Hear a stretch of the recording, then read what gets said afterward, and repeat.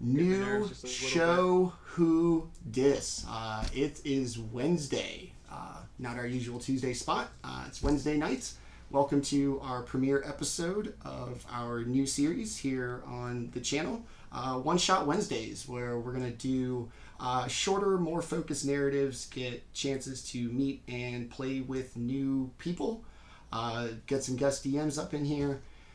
Because let's be honest, being in and doing a full-time long-term campaign is it's hard, it's long, it's a lot of work, it takes a lot of balls in the air, and some people just can't do it. So we have done this as a way of, like I said, getting to meet new people and getting to play with the people we play with more frequently as different characters. So thanks to everybody who came out today. We really appreciate it. Our first episode in a two-part series is titled The Wedding Veil. It's a Fey-themed wedding. Dungeons & Dragons meets wedding, so just imagine how that goes. We will start by meeting our amazing wedding guests. Let's start with our new people that we're playing with for the first time tonight. Let's start with Tim, and tell us about Ernest. Sure. Ernest is a wobbly, drunken monk who received his invitation from someone that he likely forgot in his past during a night of revelry. He's not quite sure how he found his way here, but he is definitely looking forward to the festivities tonight. Yeah, all right, awesome.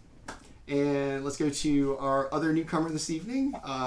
Charles, tell us about your wedding guest who you've RSVP'd on behalf of. Yes, hello. Tonight I'm going to be playing Hernelis. He's a Ladrin druid, a wildfire from the Feywild. Very happy to be back. It's probably been a couple 100 years since he's been, so it's good to see some people. Good to come back and hang out and catch up. Couple 100 years. It's like you just left, man. It's good, yeah. People probably still sitting where they were sitting when you left. All right. And let's go to our second part of the player pool. You might know them from our spectacular adventures on our Tuesday night show, Twilight Malediction. Let's start with Tenta, who will not be playing our barbarian this evening. Tell us about Brumbie. I'm Tenta, and I'm going to be playing Brumbie. Brumbie is a malevolent Loxodon aberrant mind sorcerer, and he's invited because you don't fucking forget to invite Brumbie places. And he knows it. And everybody knows it. And everybody else knows it. I'm going to trash this place, and you are going to invite me anyway. And you're going to love it, and you're going to be happy to see me, and that's that. Do an Eddie Murphy, I'm Brumbie, damn it, at some point today, and I'll give you inspiration. Just saying. All right. Last but not least, we will finish with Dustin from our Tuesday show, who will be playing the barbarian this evening in a role reversal. Yes, I am playing Fynra Blackskull, and she is a 8-foot, 275-pound female Goliath barbarian. She is a totem warrior. She has got a little bit of bear in her, a little bit of eagle in her, and she is kind of surly, but, you know, someone said there would be free booze at the wedding, so she's here. I'm glad this is the part we're emphasizing on the wedding. I mean, let's be real. It's the part we emphasize on in real life. So It's the important part. why not role play exactly how we would do at a wedding? So fantastic. Those are our amazing players today. I am Manny at GrowedUpGeek on Twitch, Twitter, and Instagram. I'll be playing everybody who's not them. Host and Dungeon Master of this game. And first show, really appreciate everybody coming out. And if everybody's ready, let's play some Dungeons and Dragons. All right. It's a sunny but cold winter day in the city of Neverwinter as the party of adventurers has arrived at the specific instruction given in the invitation the parties received as part of their heroic and mighty deeds. The invitation reads, Her Majesty Selene, the Queen of Night and Magic, requests your presence at the Fey wedding of His Highness Rayver, the Prince of Dreams, to Ophelia, the House Enswild, Tribor of the material plane. The veil will make itself known to you once you find yourself within the city of Neverwinter on the 12th day of Nightal. Prompt arrival is required so as to get all the guests through the veil and returned in less than 24 hours so that certain unpleasantries can be avoided. Let nobles and champions of both the material plane and the Fey come together to celebrate this beautiful union and say farewell to our prince. Just as the party crosses into the city, the invitation is going to fly from Hernelis' bag, flutter before them, appearing as it always has, just a ornate scroll, except this time it's floating and glowing. Scroll kind of contracts itself, explodes into a puff of flower petals, picked up by a slight breeze, and then kind of animated as if in front of you, maybe expecting you to follow. You guys want to follow the odd little puff of flowers? Yeah. Absolutely. Seems reasonable. Follow Brumbie. He starts walking ahead of everybody. You are eventually led to an alleyway just off the harbor in Neverwinter, where you seem to have stumbled upon what might be the busiest alley, with many well-dressed people and important appearing people from such factions as the Arcane Brotherhood, some of the Mass Lords of Waterdeep, the Emerald Enclave. The end of the alley, you see towering over the crowd, two minotaurs dressed in ruffled shirts and crushed blue velvet waistcoats, very Captain Crunch-esque, and like a large group of people. They slowly seem to eventually file their way through this veil and out of sight. And while the party kind of waits for the people to go through, let's get a real good description of everybody's character and how you would spend a couple of moments like waiting in line. Let's start with Brumbie. Brumbie. So Brumbie is 8 feet tall, 550-pound Loxodon with bright red skin and pupilless blue eyes. He's dressed in purple and green robes, and he has all kinds of piercings throughout his giant earlobes. And he has a very regal air about him, and he has a big, long black staff that's radiating a red energy that matches his skin tone.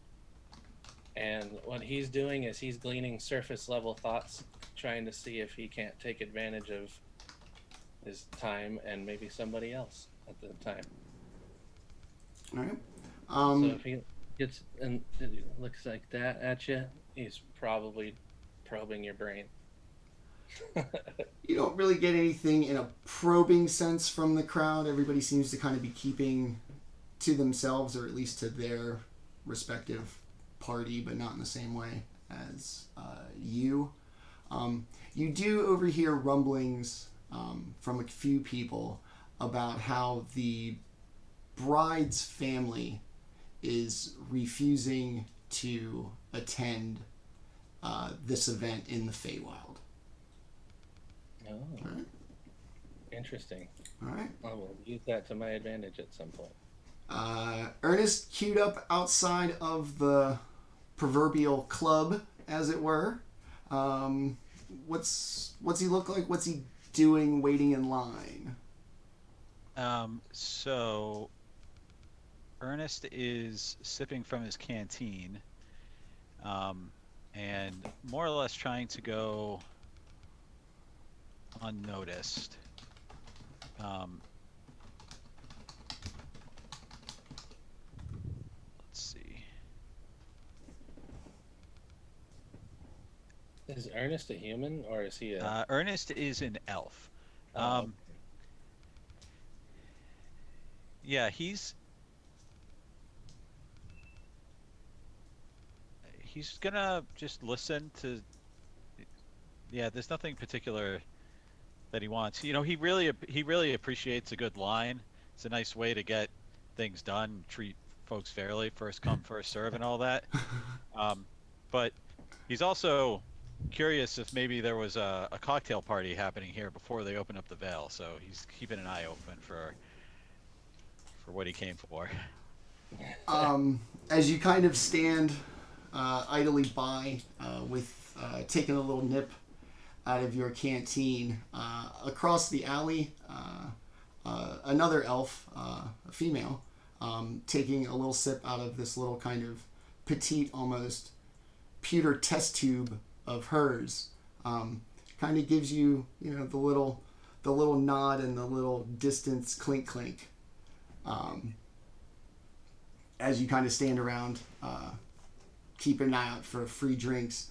She pretty much looks like she's probably down for looking for free drinks too. That whole, Okay. look out for you, look out for her kind of a thing. All right. I give her the kind of like, I see you. Nice. She starts to look around and then kind of disappears as the crowd moves a little bit. Let's go to Hernelis. Hernelis? Yeah?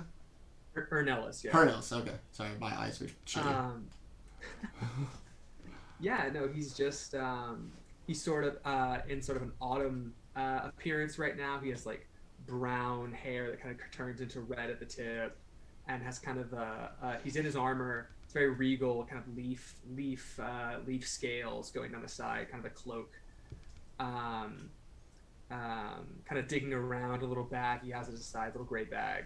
But probably while he's walking down the alley, just kind of gently brushing his fingertips against the wall, kind of casting druidcraft to just encourage the growth of like any mosses or lichen or any little weeds in the cracks in the ground. Just there's a little bit more going on for people to look at.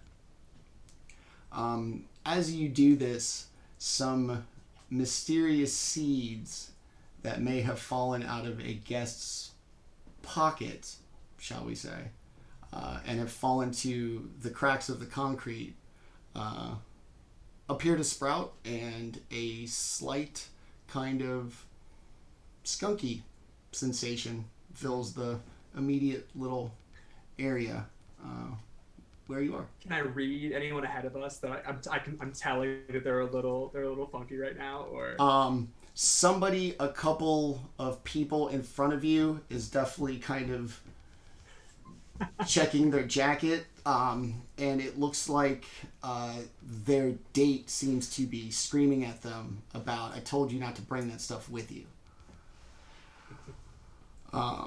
fair enough. Just like all weddings, somebody's getting in a fight. That's just how it goes. All right, let's go to Fynra. Yes. Yes. I am standing in the center as close as I can to the veil, just kind of with my arms crossed. Fynra, for physical description, she is almost 8 feet tall. She is about 275 pounds of basically muscle.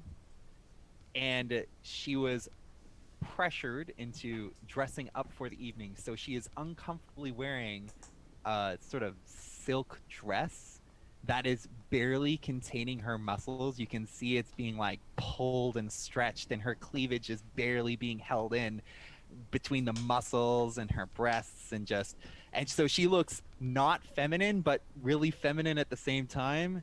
And she's got short black hair that's kind of been braided into like dreads almost, and she is got black tattoos on her face. She's Goliath. She's got pure white eyes. She doesn't have pupils. and she is kind of gripping her arms tighter and tighter, flexing her muscles. She is not enjoying having to wait. Anyone that catches her eye, she just gives a death stare to. So everyone notices her because you can't not, but at the same time is trying not to look at her.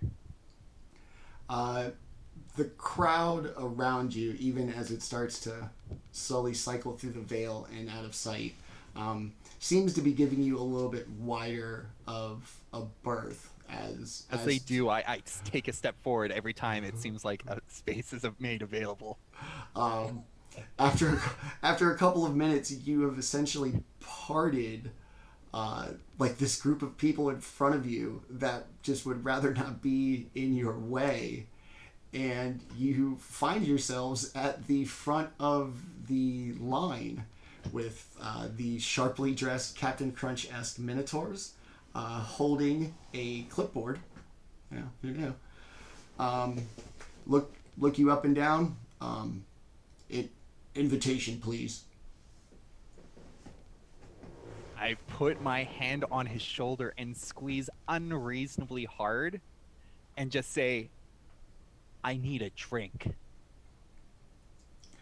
He gets this odd smirk on his face at first, kind of a harder daddy kind of thing, before kind of giving into real pain, trying to shrug it off. Just let me get your invitation and we'll go over everything that you need to know before. I'll pull my invitation out and like slap it onto his chest. I like that lady. That's how I like him. Looks at the invitation. So, heroes of the material plane, huh? Kind of looks at everybody. Are you already drunk? I'm mouthing. I'm sorry. Just kind of in the background. Sorry for that. I'm just flopping my ears. All right. People looking at me. All right. If it wasn't for you being the only champions, I'd warn you about misbehaving. But I'd be more worried about the Fey if you misbehave over there. But before we send you, everything seems to be in order. But let's just be honest. The time rule. You have 24 hours to get back here, and it'll be like you've been gone for 24 hours. Anything beyond that could be weeks, could be months, could be years. Time travels differently over there. Make sure you're back 24 hours, unless you're willing to give up everything you have now. Now, Okay. Of course, we all know the Feywild time rule. We've all been to. Just me? It's cool. That's fine. legally required. It's either I tell you this or you got to sign for it. All right, is everybody ready to go? It's going to have to be one at a time, so who first? I push forward and just walk towards the veil. Okay. You're going to push past the Minotaur through this kind of like very sheer, almost linen lace, and as you push through it, the party behind you just sees you disappear. Who's next? I think Hernelis kind of performs this very elaborate bow, very deep to the ground, overly formal, and it says something in Sylvan under his breath, and then walks through the veil. Okay. Same thing as the barbarian, just right through the veil that it looks like you should be able to see through. But as soon as they kind of pass it, on the other side, and gone. Who's next? Seeing that the druid has left, Brumbie walks over to the plants that sprung up and taps it with his staff, and it withers. Disgusting. And then he knocks the Minotaur out of the way. Move for Brumbie. And he heads right on through. He mumbles something under his breath. I figured you'd be the first one through. You smelling like booze like you do. Oh, I don't always go first. What if there's death on the other side? All right. Well, off you go. And just like everybody else, through the veil and gone, leaving one behind.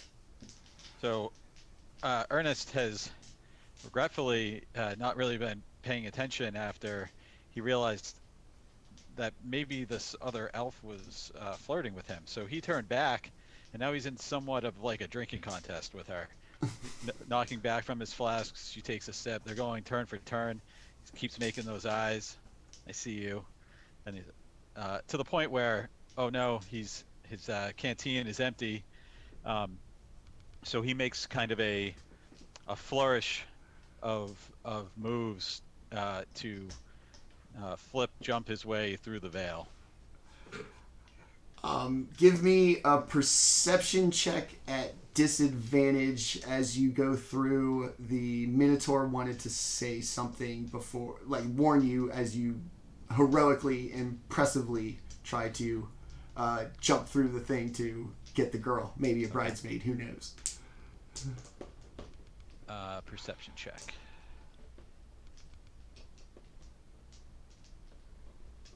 And I have to apologize. I'm not sure how to do that in D&D Beyond because I've not Okay, so rolled you a can. D&D There's multiple before. ways, but are you on your character sheet? Yes. There's So if you see perception, you'll see the number.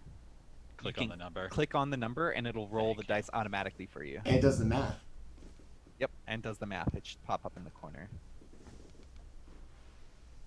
I don't know why it's not letting me click on.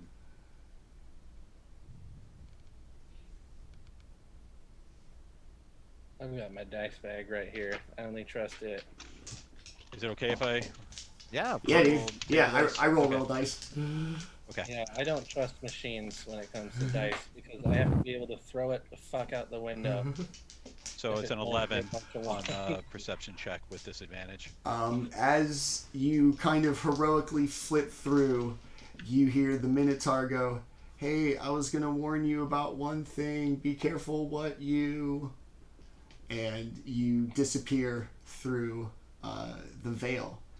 From And my invitation shoots out of the veil after I've entered it and lands at the Minotaur's foot.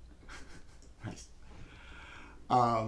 As you come through the veil one by one, it goes from a kind of sunny and cool winter day to a gorgeously warm, moonless night. The topography of the area is almost identical as it was in Neverwinter. The angles of the land, the hill you went up to, the alley, except the city is now gone and it's replaced by this kind of flat clearing overlooking the water. You're going to be about 4 o'clock. Yeah, about 4 o'clock on the circle. At your 3 o'clock is going to be what looks like a bar. All kinds of Myconid and satyrs behind the bar, flipping drinks, setting things on fire, spreading tons and tons of glittery dust all over everything. A kind of party. Drinks, dancing. It's a great time. Basically, from probably 2 o'clock to 10 o'clock, going straight across, you see this grand dais, like you would, very ornately decorated, probably befitting of a royal Fey Court wedding. One large throne, adorned in purple, gold, and light blue, and then a pair of slightly smaller, more understated chairs. One in all white and one in a kind of periwinkle blue motif. In the center, there just appear to be way more guests than you encountered in the alley. People well dressed. Some archfey who you may recognize if you know many warlocks. Even some odd kind of infernals and people you might not necessarily suspect at a wedding. And then at 5 and 7 o'clock are going to be 2 gorgeous fountains that upon closer look you realize aren't fountains that are like sprouting water so much as collections of teeny tiny little water elementals dancing like a synchronized swimming routine all over this pools of water that make it seem like a fountain. And everybody seems to be having a great time. There are people passing drinks. There are little mic-ed person who have flat tops and drinks on the top of them who seem to be walking around just asking for people to take drinks off of their little heads. And so you have stepped through into what appears to be a Fey wedding reception of some sorts. Like I said, I gave you the rough layout. I'm going to ask, but I already know the answer. What does everybody want to do first?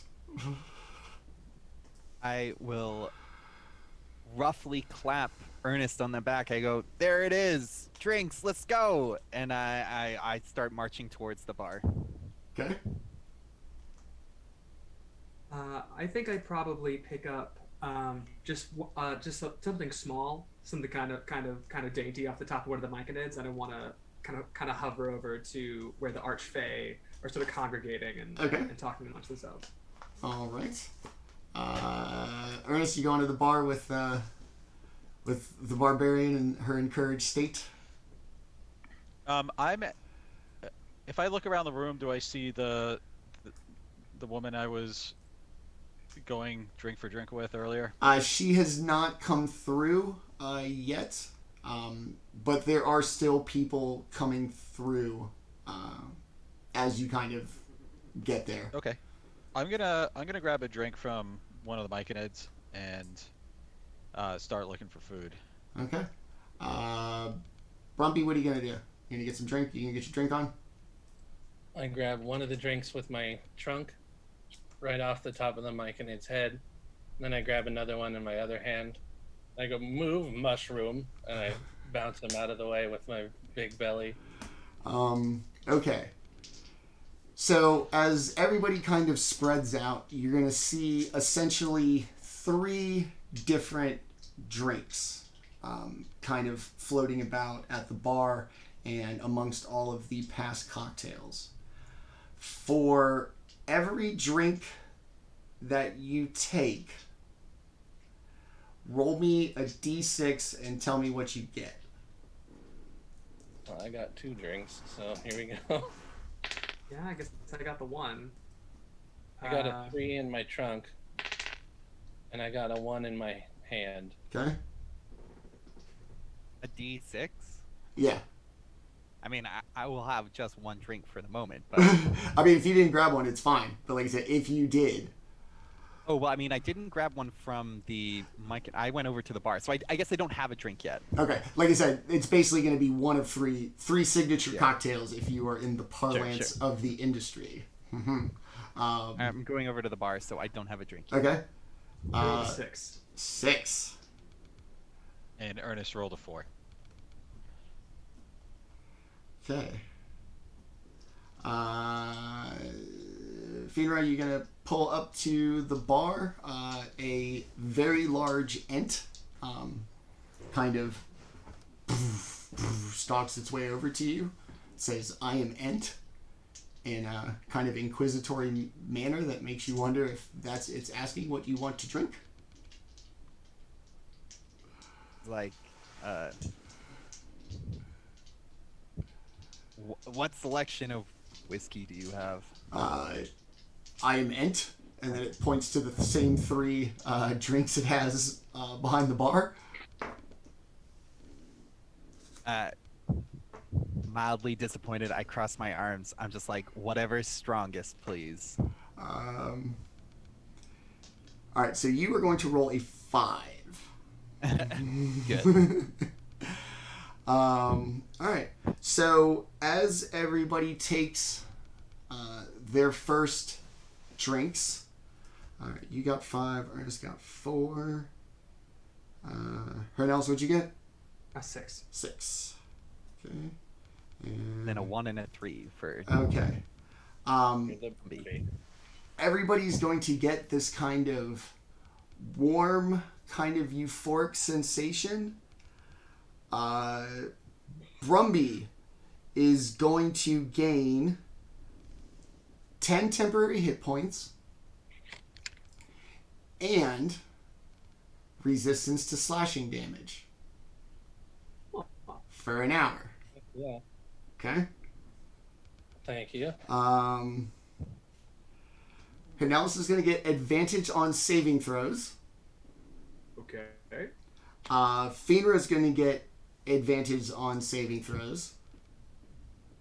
Okay. And Ernest is going to get resistance to slashing damage. You get this kind of really warm sensation, a lot of flavors you've never had before. You're not sure if this is some sort of potion or just some liquor you've never had before, because ain't no party like a Fey party, because Fey party has booze you never fucking heard of. Fey party lasts for exactly Yeah. 24 hours. That's Yeah. the saying goes. Yeah, if you think aging something 12 years in a barrel is for a Fey, you're out of your mind. This is 900-year-old mead. Holy shit. So yeah, you get this kind of warm sensation. Like I said, you're not sure if it's a magical potion or maybe you're drunk. something else. Yeah, hopefully another shoe doesn't drop. So as everybody kind of hangs out, a very large man with antlers on his head, furs, a bow, and a green glowing sword makes his way to you. His image will be up on stream here in a second. How large is large? You've got a okay, Lexicon sorry. and a Goliath. 6'8". Like, I'm trying to be impressive, but it's not. Given current circumstances. I mean, what race is he? Or He's a human. Okay, so he's big for a human. Got it. Yeah, large dude. Yes. I'm looking down at him. Oh my god. Oh my god. You're them, aren't you? You're the heroes. You're the champions. Wow, it is so great to meet people from the material plane. It's it's been a while. I don't know how long I've been here. But I don't, it's just all these Fey everywhere. I don't get to meet anybody, so it's great. Sorry, just terribly sorry. I'm bad at these things. You could just call me the Lord of the Hunt. I am the prince's sworn sword and lone protector. I've been around His Majesty since he was born. I attended the wedding of his parents 400 years ago, and I've never left. What about you guys? You guys want to go home, or you gonna stay and just keep living the Fey life? I haven't quite decided yet. Actually, I'd like to ask, if you've lived in the Feywild for hundreds of years now, how have you heard of us? I knew that there'd be champions coming. They always do to this thing. I was in the group of champions for Her Majesty's wedding, and like I said, still here. I love this place. I got an invitation, and once the 24 hours were up, I thought there wasn't much to go back to. I proved myself here, and Her Majesty let me protect the prince all these years, and I'm grateful to have done it. So you're here, huh? You've done some great things, and you're here for this wedding, and His Highness appreciates it. He does. What's your character's name, Charles? Hernelis. Hernelis?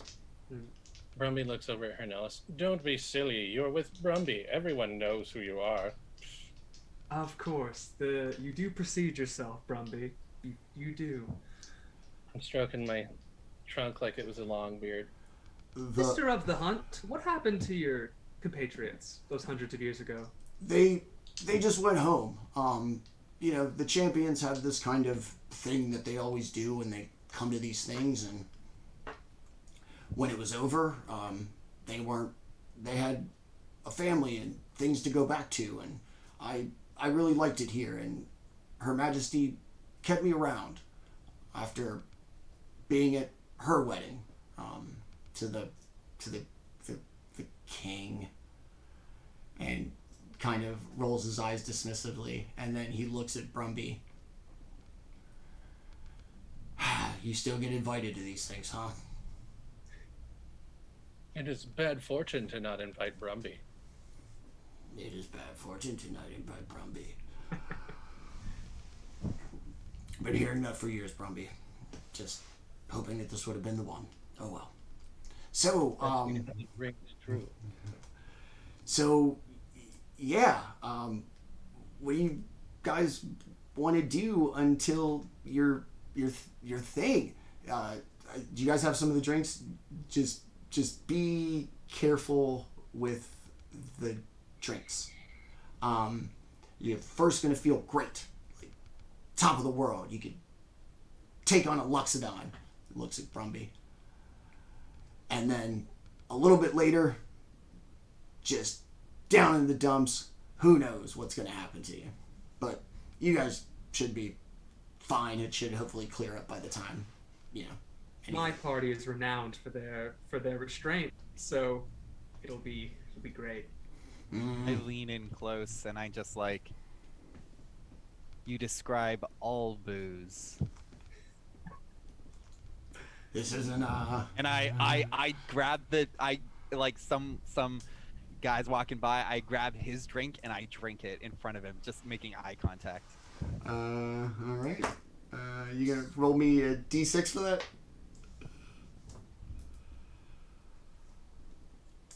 The Goliath has an alluring personality, don't you think? I'm just death by snoo like every time in my head. I'm sorry. He's like a bigger human, so I'm just like flexing and showing that my arms are way bigger than his just the whole time. All right.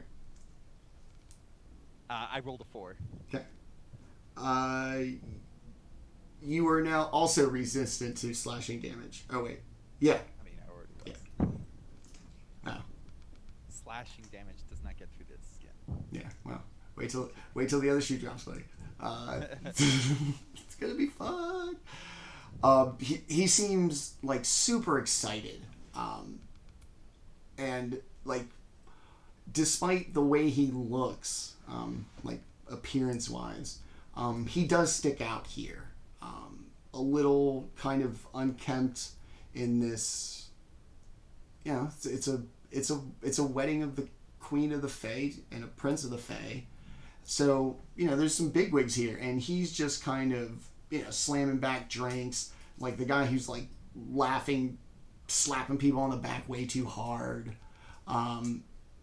loud, just carrying on and having a good time.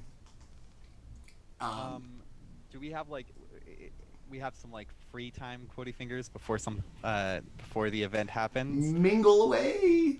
Yeah, I'm gonna walk towards one of the fountains that you said had like little water elementals. You said, like little guy. I'm just gonna see if there's anybody standing around them. I'm curious. I want to see if somebody will answer my questions about this. They seem to be almost the Fey equivalent of like the cherub and the arrow fountains that you would find in most suburbs. Almost like perfunctory in their placement, that they're just there because they needed a water element. But as you look past them out into, what is essentially the open water off the coast, off in the distance you see what appear to be naval ships, except instead of like a traditional wood construction, they appear to be like leaves, like giant palm fronds kind of cupped inward for the hull. Big palm tree sticking out the top for the mast, and a glowing kind of sheer fabric as sails. I have because of my aspect of the eagle, I can see up to a mile away without difficulty. Dim light doesn't impose any disadvantages on me. So can I see anything? Is there any identifying characteristics of the boats? Is there any interesting out there? As you can like really look and zoom in, it appears to be like almost entirely for show. Everything seems very elaborately like decorated and ornate, and you haven't seen any like projectiles or anything flown. It just looks like almost like a fireworks show of these fantastic things composed in the Fey. Okay. They're just kind of yeah. In the fountain, there are little water elementals like dancing and stuff, right? Like a synchronized. Like how little is little? Like, are they like puppies, or are they like itty bitty? Yeah, like itty bitty. And just like when you shrink anything down to like tiny little bits, the more that there are and the smaller they are, the more impressive. Like when they all kind of come together in this kind of three-dimensional synchronized swimming routine that they seem to be running. Fynra cannot help herself. She looks to the left. She looks to the right. She leans down, picks one up, and tries to drink it. She's gonna eat one. If she can. Yeah, give me a con save. Yeah. Elementals don't have souls, right? Are we cool? No. 15. It because of your size, you can swallow it mostly because of like sheer just physicality. They're very small. As it goes down, it definitely does not feel like water or a drink or anything. It feels like this squirming little thing going the long way down your probably extended torso. Awesome. Landing in your stomach amongst the other cocktails you have consumed since you have arrived. And somehow, almost instinctually, it feels as if it is keeping to its routine just cool, inside of you. Got a little dancing guy in my... Oh, nice. Yeah, it's hella committed to its job, man. It's Cool, yeah. It'll come out eventually. I turn around and see if Brumbie saw what I did. Without saying anything out loud, in your mind, you hear Brumbie say, "I've always wanted to do that." Yes. Okay, that. Ernest. Good. Oh, go ahead. Yeah. I was going to say Ernest wants to check out the dais and get a closer look at the throne and the two chairs. Okay. As you walk over to the dais, they're ideally very symmetrical. This one seems kind of off, as if there should be two, like, premier big chairs. There is only one. And then the two little chairs, or not little, but smaller, you see, and then right behind one of them, there is a large kind of spot, like worn in the floor, as if somebody has stood there for hundreds of years in potentially that exact same spot. But there's no one standing there now. There's no one standing there. The seats are unoccupied. And as you get like kind of closer to the dais, up around 10 o'clock, but kind of pushed back from the clearing where you are, is this beautiful single kind of 3-story tower. Very fairy tale-esque. The round turret top, everything. And it seems to just kind of be there. It's very beautiful. This particular part of the Feywild is probably unfamiliar for everybody, so you're not sure if it's there or if it's part of this, fantastic thing that is going on. So how far away does that appear to be? The tower probably about 100 feet. The dais is really tall, so the only reason why you didn't see it at first was just based on the perspective of the dais being in front of you, as tall as it is, and then just being kind of pushed back. But it's only like 3 stories tall. That's it. How tall is the dais, or how far? It's about 5 feet to like the platform where the thrones are, and then there are like seated risers like behind it, like okay. Like you would see for, I don't know, like an inauguration or something along those lines, where people are on the same side as the thing, and then guests are just kind of milling about in the grass part.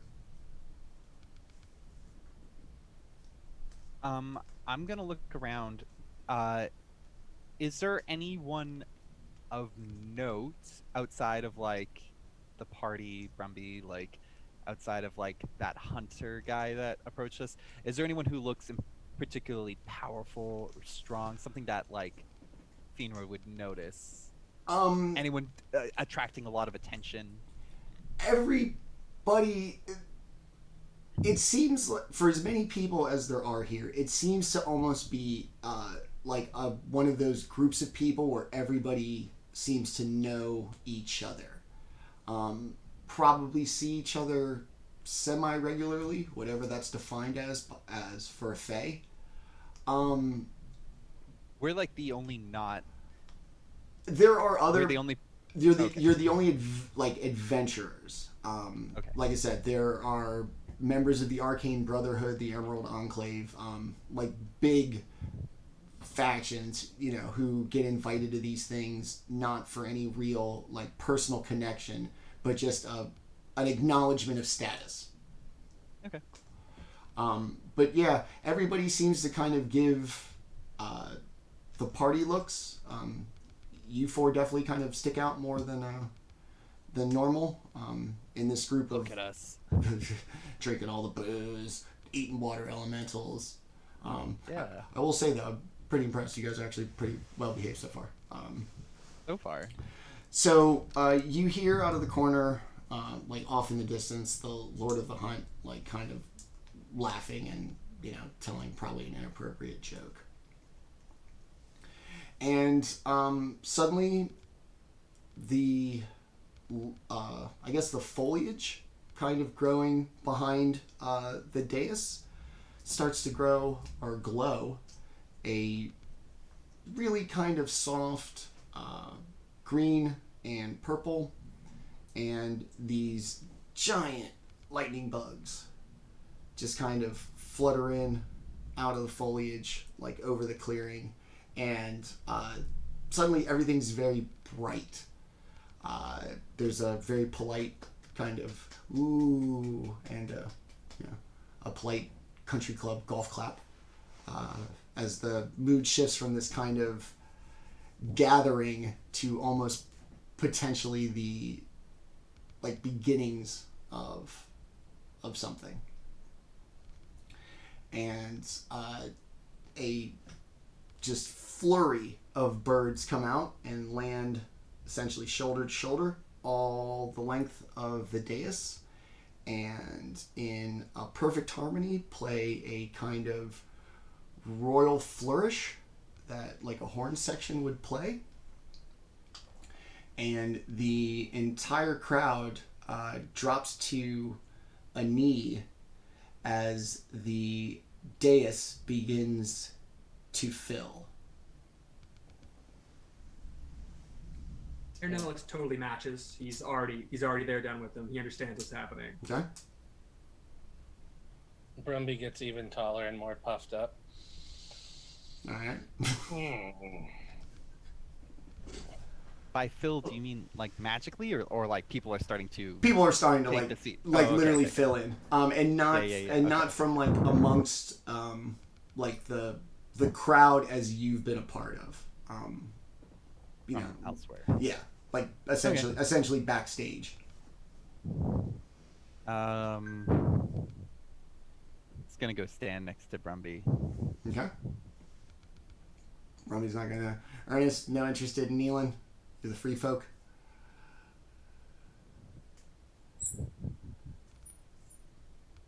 Yeah, he's not gonna kneel. He's gonna lean against something though, so he doesn't have to support his own body weight. But Okay. he's kind of like looking around, like, what's going on? As you everybody in the crowd will get down, so you know anybody who's not kneeling can essentially see everything. And out of the corner of your eye, that cute little elf number you've noticed has come through the veil, and you didn't see it in the alleyway. She had kind of a traveler's cloak on, indicative of the weather of Waterdeep, or Neverwinter.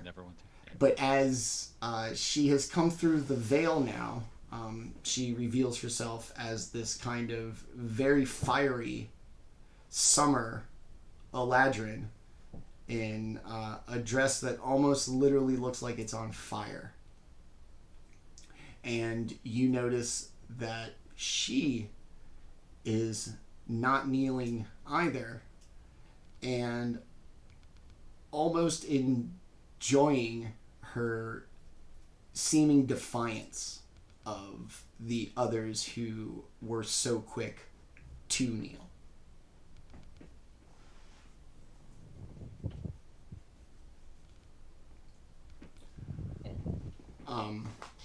The dais begins to fill up. Not to, be elitist, but nobody else really of any kind of significance that anybody recognizes. I imagine the feudal aristocracy of the Fey probably reaches quite deep.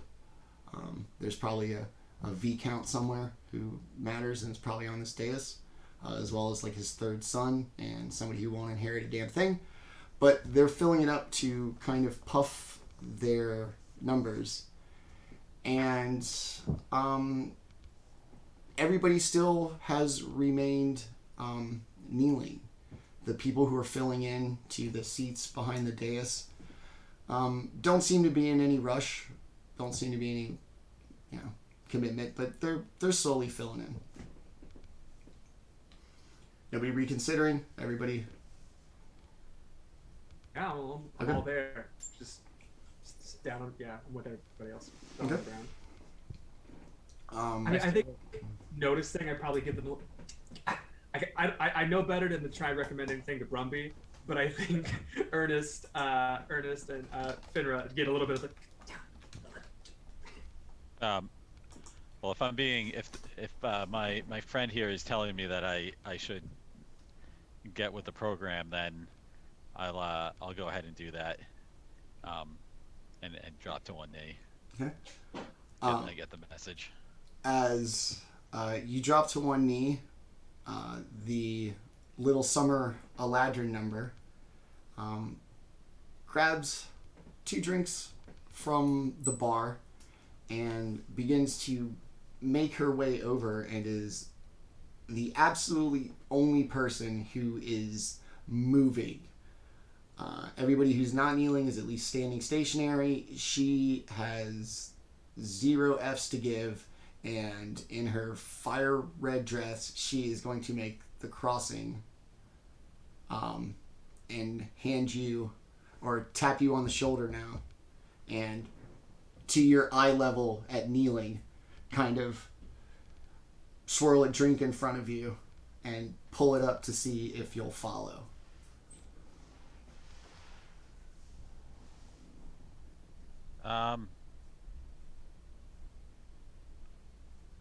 Yeah, so I just kneeled down because my friend here told me that I should be kneeling. Now the pretty girl says something else. But now the pretty girl's offering me signals. a cocktail, and I stand up and go, "Sorry guys, I gotta check this out." And I allow her to lure me with the drink. She hands you a drink, offers you a little cheers. Yeah, of course. Ching. Can't turn that down. And she takes a big old sip, and as she does so, she maintains eye contact with you, like the whole time. Okay. Polishes it off, and without breaking eye contact, just throws the glass like off into the woods. I take a very small sip of mine and go, and say, allow me to introduce myself. I'm Ernest. Hi, I'm Sharon, the prince's former fiance. Sharon. Well, I must say, I haven't seen the prince's second choice, but can't imagine he was in the right state of mind when he decided to turn you away. That's what everybody says, but he just wants to get away from here so bad that human girl just stole his heart. And as she mentions it, she kind of like makes a slight little rolling thing with her fingers, and what appears to be a twig but is actually something of a kind of Fey cigar. Long, real skinny. Puts it in her mouth, kind of flicks her finger twice, a little flame comes up, lights it.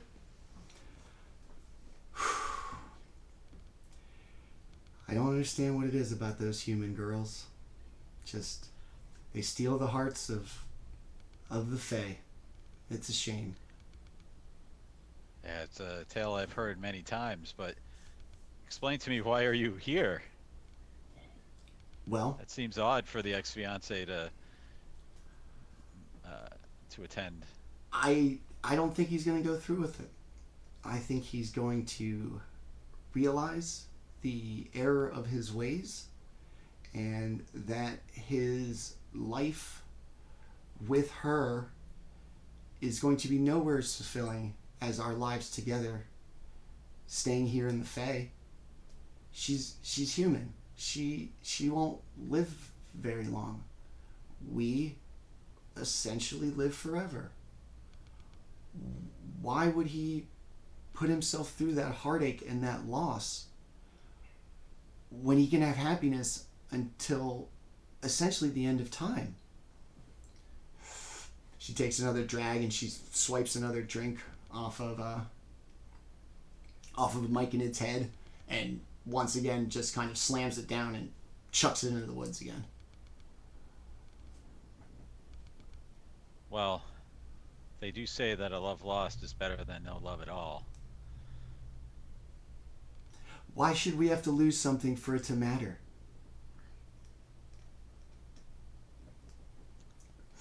You're delving into an area philosophically I don't think I can match.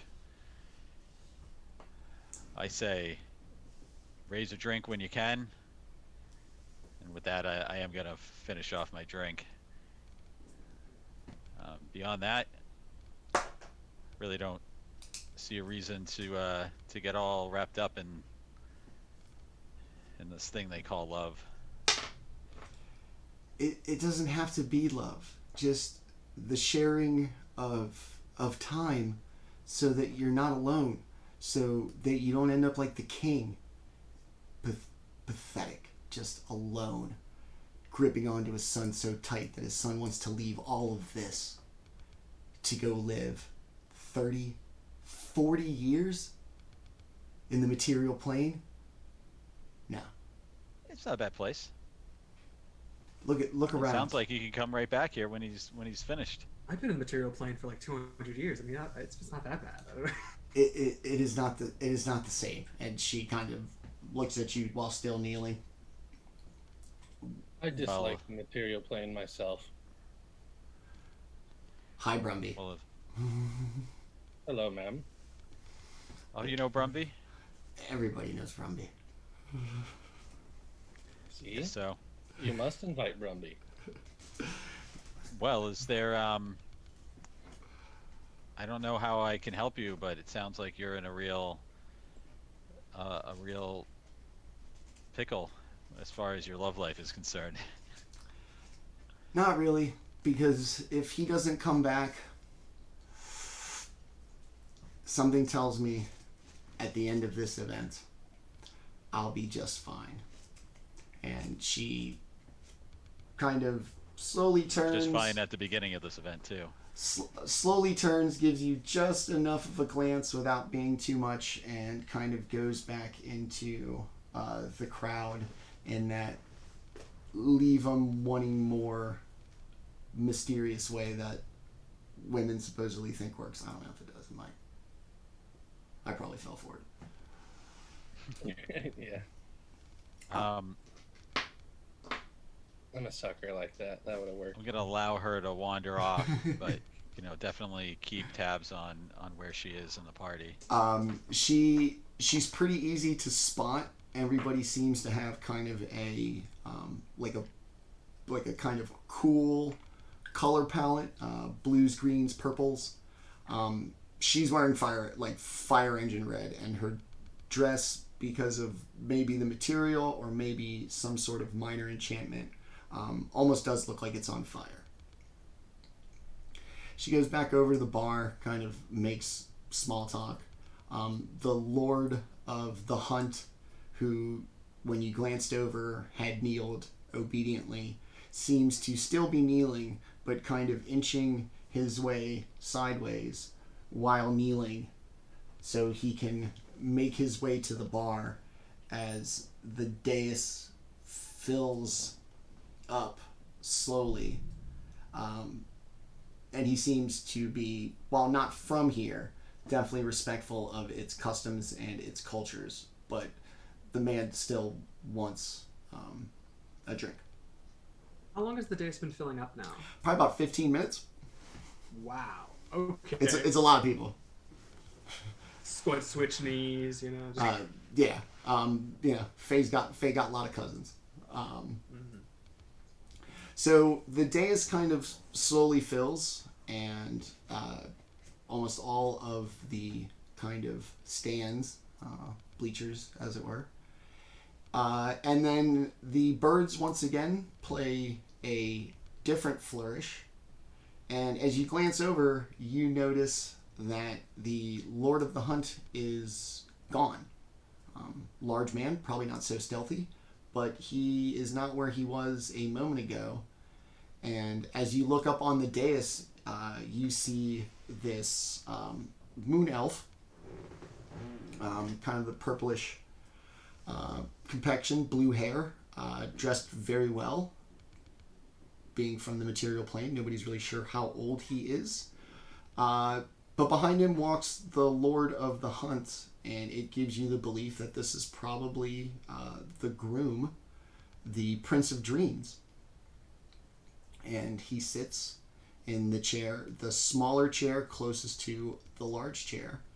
And the Lord of the Hunt takes his spot, seemingly, as always, behind the prince, standing in that one worn spot on the ground that Ernest saw when he was looking around at the dais. Ladies and gentlemen, may I present His Highness, the Prince of Dreams, the groom, and the greatest benefactor a wild man from Luskin could ever hope for. His Highness the Prince. And there is people jump to their feet, and just this rousing ovation. Seems very well loved. And he stands up, the little polite royal thing, and he sits back down, and the Lord of the Hunt begins again. And now, sitting the throne alone, as she should always have, as she always will, Her Majesty Celine, the Queen of Night and Magic. And the ovation for the Queen is even louder than the Prince. And she looks like this. She is also a moon elf, blue hair, the light kind of purple skin, and she manages to have a kind of very clear kind of blue radiance about her as she sits. Welcome to the wedding of my only born son, the heir to the Night Throne, and the reason for my being, my son. We come not only to watch him be married, but to also say goodbye, for he has chosen to live his life with his new bride on the material plane, subject to all that comes with it, and surrendering all that comes as part of his birthright. We have talked him out of it, we have tried, but he has not listened. Alas, the damage the king did to him was just not enough to keep him here at home.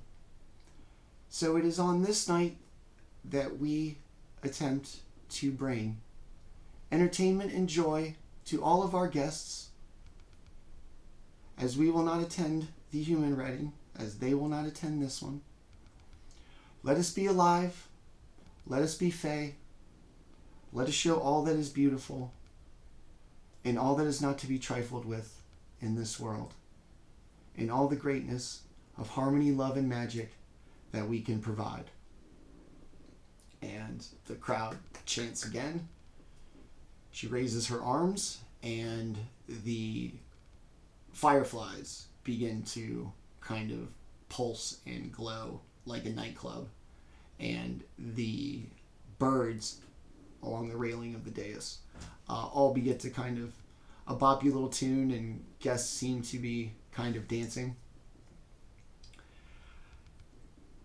We have a tradition here where at the weddings of the royals of the Fae, we invite champions of the material plane to show us their prowess, to have us see that they should not be afraid of veils from one land to the next, but use these as opportunities for us to learn from each other. Allow us tonight to present to you the reenactment of the great battle of the Eladrin. And a huge ovation comes up. And the Drow invaders. And as she does, she points out into the crowd, and 5 fireflies just above you. Boom, boom, boom. Like spotlights on you and nobody else. And she points to you in the spotlights. The Drow invaders. And it's a wedding. You know, they're trying to be polite, but the kind of homegrown echo chamber kind of thing. And they are, yeah, they're polite. They know you're guests. Some of them met you, bumped into you, had a drink with you. But the mood of the area has turned. And what do you all do as the light shines upon you? So is she pointing at us and calling us the Drow invaders? Playing a part in a reenactment. Right, okay. So we're not the Eladrin, we're the Drow invaders. Yes. Which I take a great offense to. Immense offense. Well, you're not gonna ask the Fae to play. Hey, I need you guys to play the Drow. Dude, I'm already dressed like this. Look at me. I think I put on like a really mean face, and I kind of ham it up a lot, and I'm like, "Urgh." It's like, the invitation didn't say anything about this. Turn to Brumbie, I go, how do you pretend to be small? One does not pretend to be small. Just lean in. I'll make my shoulders all big. And I'll look at Copy the queen. Brumbie, I'm just like, I look at the queen with the most menacing glance I can possibly summon. And if there's any animals within 20 feet of me, they will start to shy away. And any plants within 20 feet will start to wither. The crown. I got a little flower crown that's starting to go.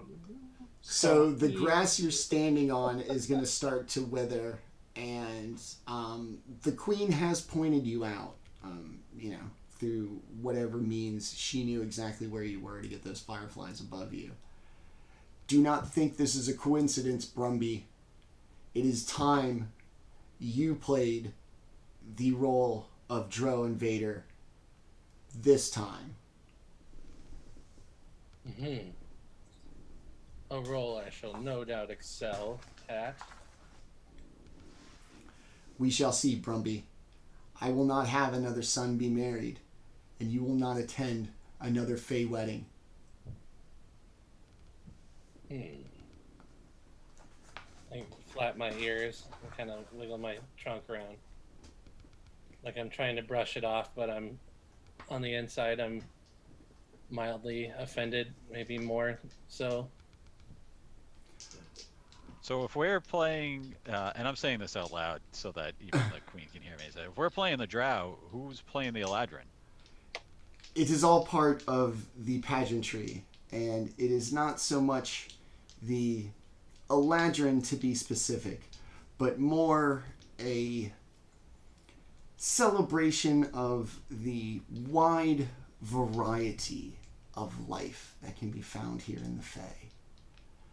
The elegant to the ferocious to the downright grotesque, but yet they all share a common bond here through the veils, upon which we will defend each other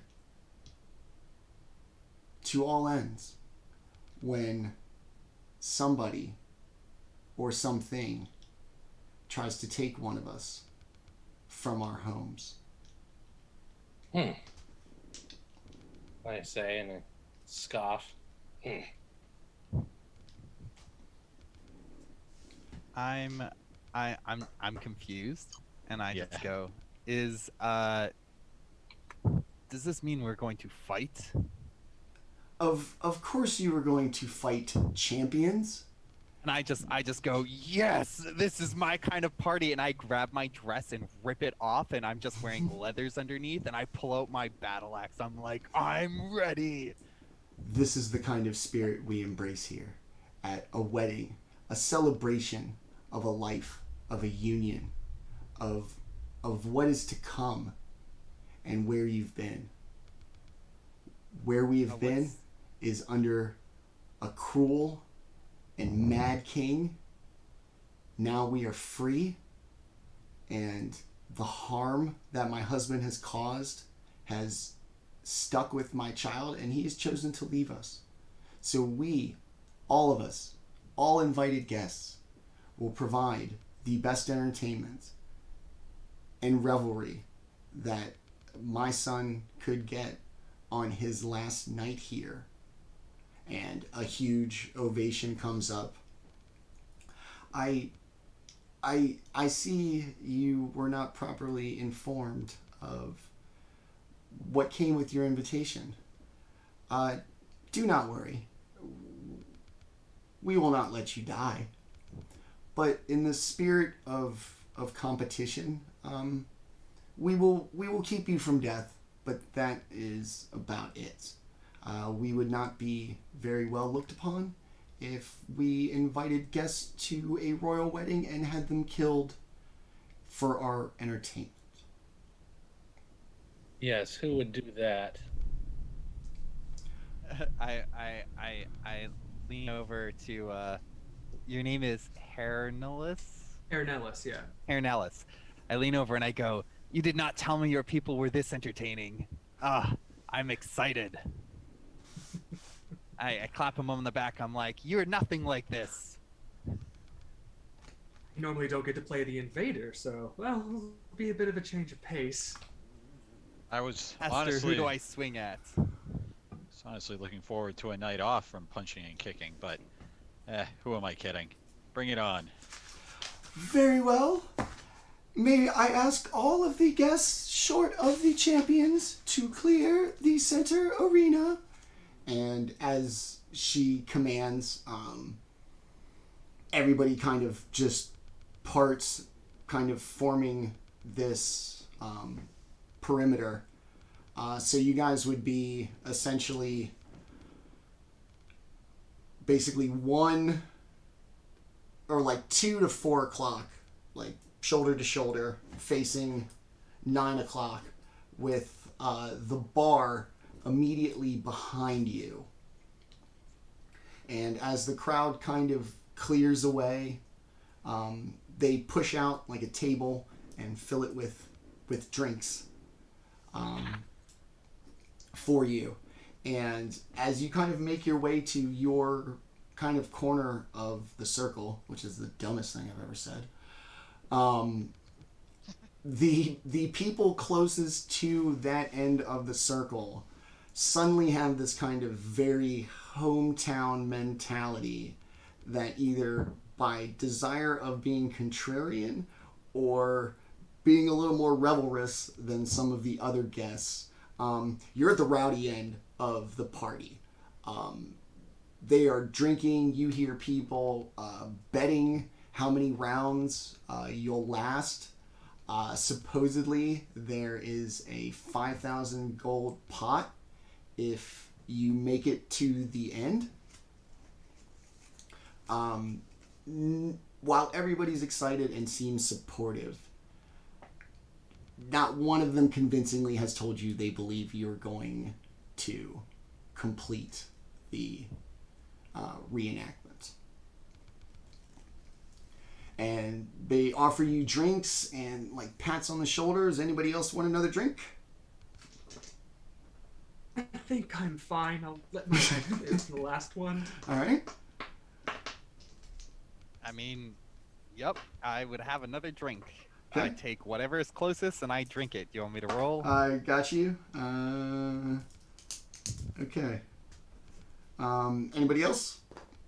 So I had a drink earlier when I was offered one by the nice lady, which I did, Sharon, which I did finish, but I didn't roll for. So I'm gonna roll for that Okay. drink now. And I rolled a 6. Okay. All right.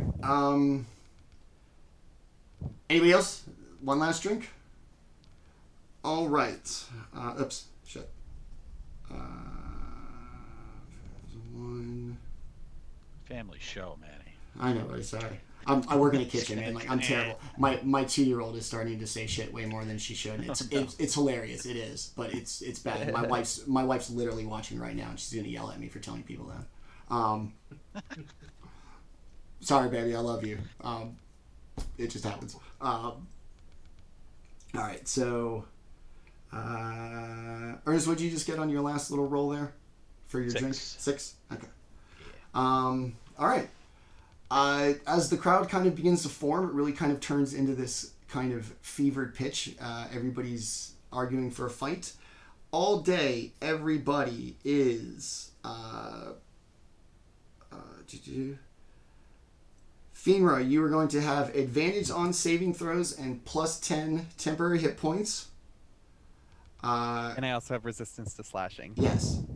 Ernest is going to have resistance to slashing, 10 temporary hit points, and advantage on saving throws. You got one of each. Wow. Hernelis is just going to have advantage on saving throws. And Brumbie, resistance to slashing damage, and 10 temporary hit points to start. All right? As the crowd gets into its fever pitch, the queen stands there, stands up. We begin with the defiling of the land by the Drow invaders. And the spotlight hits you again, and your end of the crowd totally pumped into it. The other end, and then definitely the ones along the dais in front of Her Majesty, playing the part, booing, in a very kind of pseudo pro wrestling vibe. This is less classy wedding, a little more vitriol and real kind of emotion. And it begins with the corruption of the land from our Drow invaders. The corruption touched some of us in such a way so as to us losing this form and becoming something else.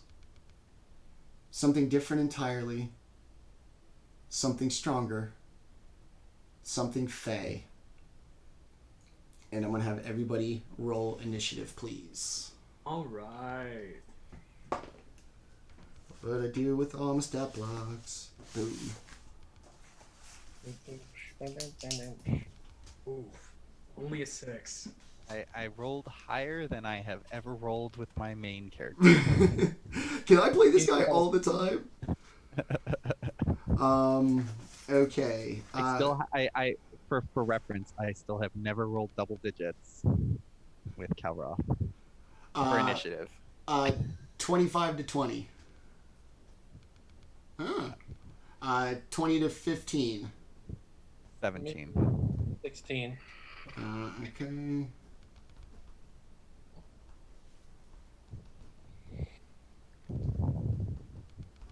All right. 15 to 10. 10 to 5. I'm sorry, I missed the beginning. I rolled a 20. Oh, okay, cool. I hear what you're doing. All right. You're asking for Sorry. points within the range. I was like, what is this? Okay. He's just yelling numbers.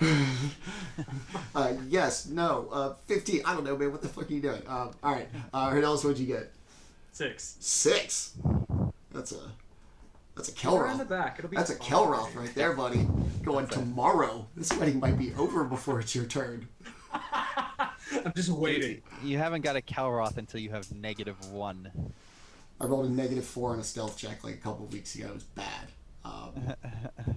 So as she gives you the story about corruption, the lush green grass kind of turns a kind of fetid color, a little darker, and up from the grass, these kind of vines creep up and into 3 forms. And we will leave it right there. We are going to take a 5-minute break for everybody. It is 8:35. We're going to take a quick break, come back, and bang out this epic combat that the other guests of this wedding don't think the party will make it through. Like I said, 8:36. We'll try to be back right around 8:41 for this combat. Thanks for everybody sticking around, and we hope to see you in just a moment.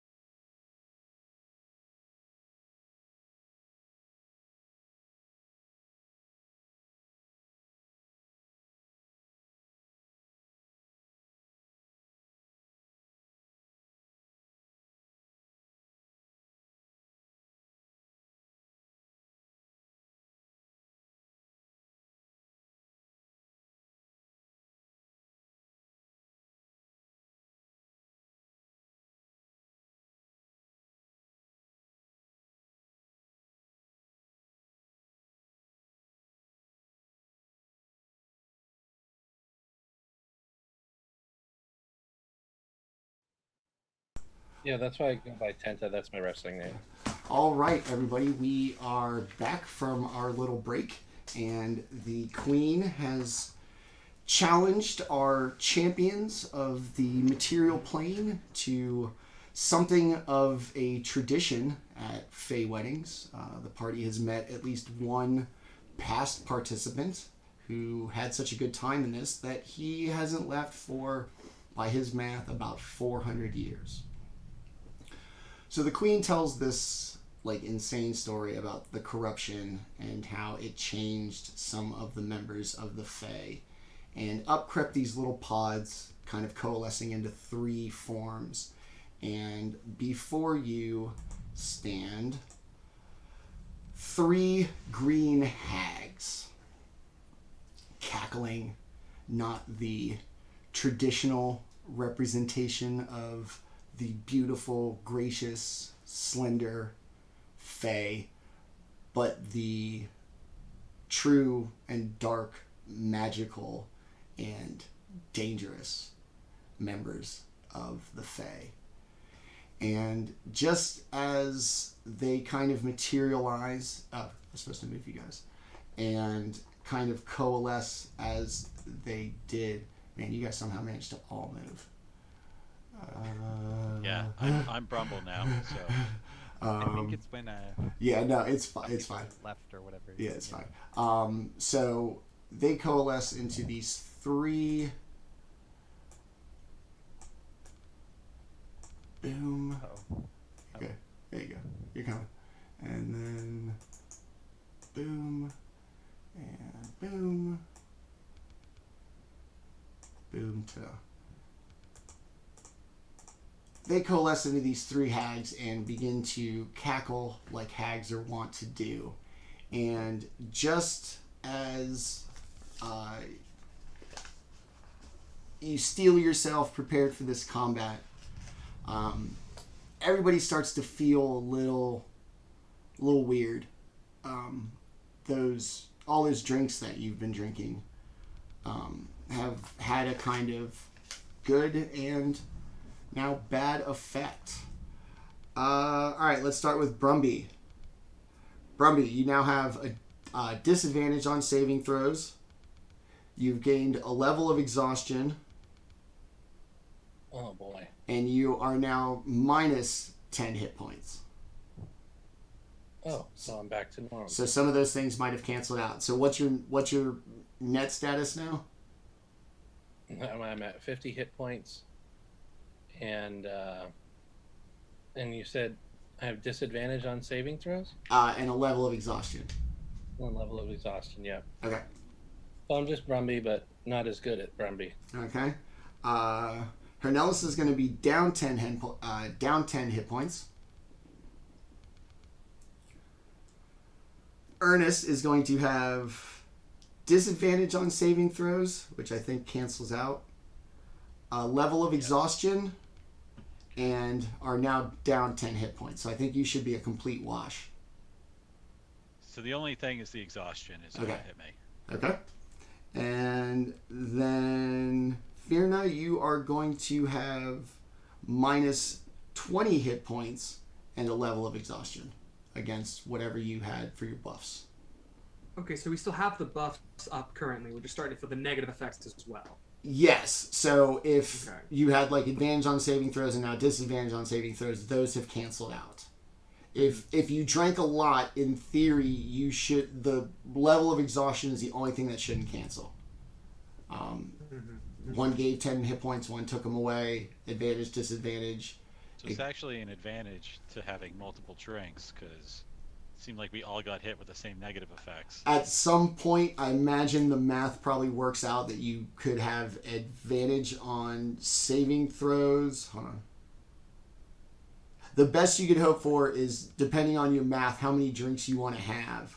You could have advantage on saving throws, a butt ton of extra HP, but stacking levels of exhaustion. That's if you, like I said, if it went you had 2 particular drinks and a bunch of them. It's I think the worst.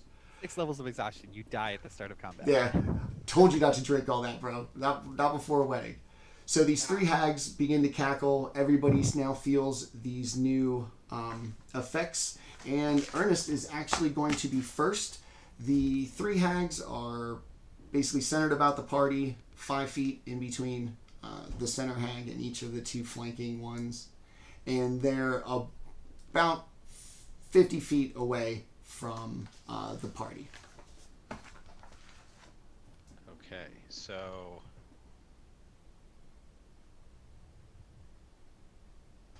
50 feet away from the party.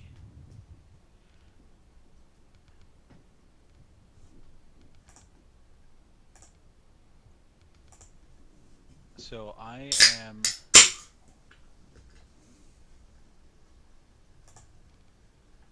gonna spend 1 key point to take the dash action as a bonus action. Mm-hmm.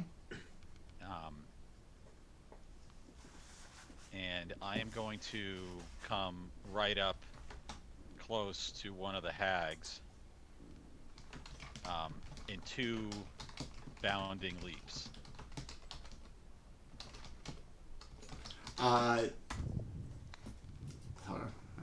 And There we go. for my attack,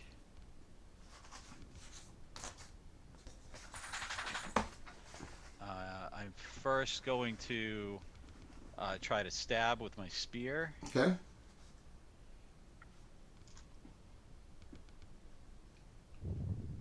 As far as your orientation goes, one on the left, one in the middle, or one on the right? I'm gonna go for the one that was like the most direct shot Okay. from where I was, which Okay. I'm just gonna say is the one on the right. Okay. So an 11 to hit. Not going to get it done. She is going to give a delicious little cackle Okay. as she And she ducks and kind of Dives, spryly dodges. pulls a Floyd Mayweather for an old Okay. withered hag. I give it another go. Okay. 14 to hit. Also no. Still, now she's kind of matrixing and laughing and kind of a get a load of this guy kind of thing. Okay. That's it? That's gonna be it. All right. Barbarian clobbering time. Oh, All right. I am going to. I have a large great axe I was like, comparable to my size. I am going to, as is the tradition in my family, raise my axe and say, "For the honor of Black Skull," and I'm going to rage, and I'm going to run at the closest one. I have a run speed of 40 feet. Can I get to any of them? No, you'll come up just short. Okay. Well then, I have a bunch of javelins. So I'm gonna run as like up to 10 feet. So I'm gonna run as close as I can to them. And if there are any tables or chairs, I'm not gonna jump. I'm just gonna knock and bash everything out of my way, and just as close as I can, chuck one of the javelins at them. I love it. Okay. I'm picturing like a running start to like a dartboard. Like that's how close you're going to be to try to hit this thing, and you're just going to take this gigantic running start. Ah! I rode really poorly. I got a 14. These hags, surprisingly enough, kind of nimble. Also Yeah, going to duck to the I rolled side. a 3 or a 4 or whatever, so it was pretty bad. Anyways, I can go again, so I will do another one. That's better. 19. Yes. The javelin is going to hit the hag as she doesn't look and cackles and gets hit kind of like off in the ribs. Okay. Let's try. Okay. Cool. 1 second.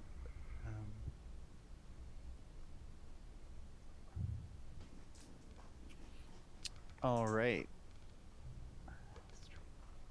Oh, okay, cool. All right, my rage damage applies to a javelin, so damage. I do 13 points of damage with the javelin. All right. Proud of you. Yeah. I'm down 2 javelins now. So it's gonna find purchase, and it's now the hag's turn.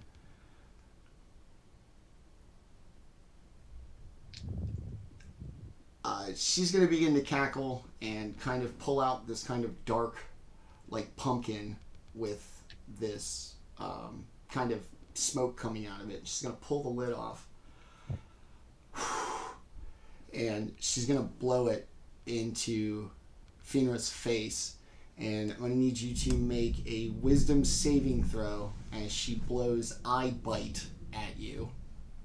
Who? Oh, suck. At you. Me? Yes. Wisdom saving throw? Yes. Balls. You love it when the barbarian makes a wisdom saving throw. 16. You are actually going to succeed, because I was like, man, her DC is a joke.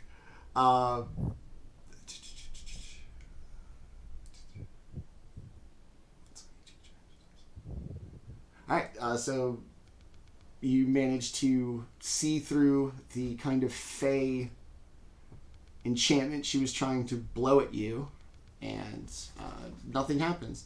The hag in the middle is going to cast Hold Person also on our lovely barbarian. What am I rolling? Wisdom saving throw yet again. Oh. 13. Ooh. Yeah, you made it. Oh, okay. And What else is the barbarian there for?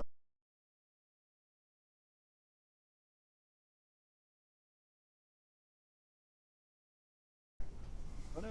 Oh, no. Ew, no. What did I get? So, lightning, and then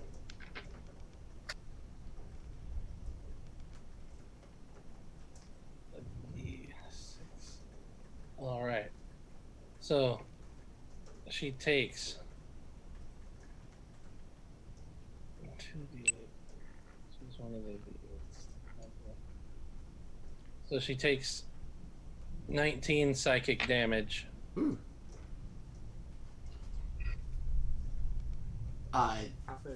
She's gonna kind of recoil in horror and, grab the side of her head that even, a hag's probably seen some terrible things in her time, but whatever you just did to her really, really got to her.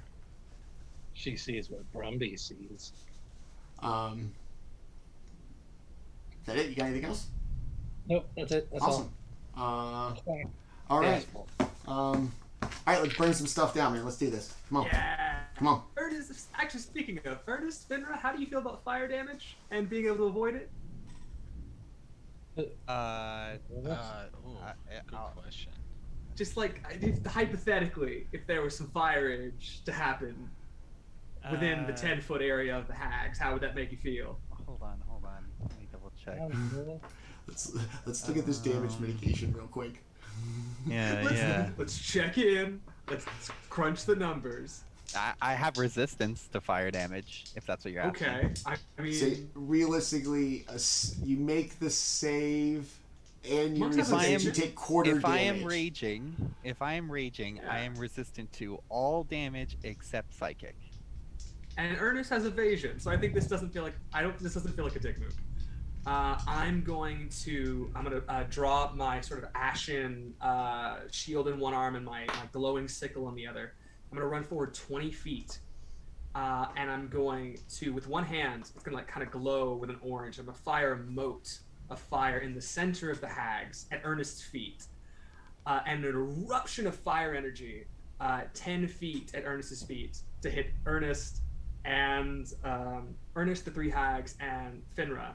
They all need to make a dexterity saving throw as I summon my flaming animal companion. to the center of them.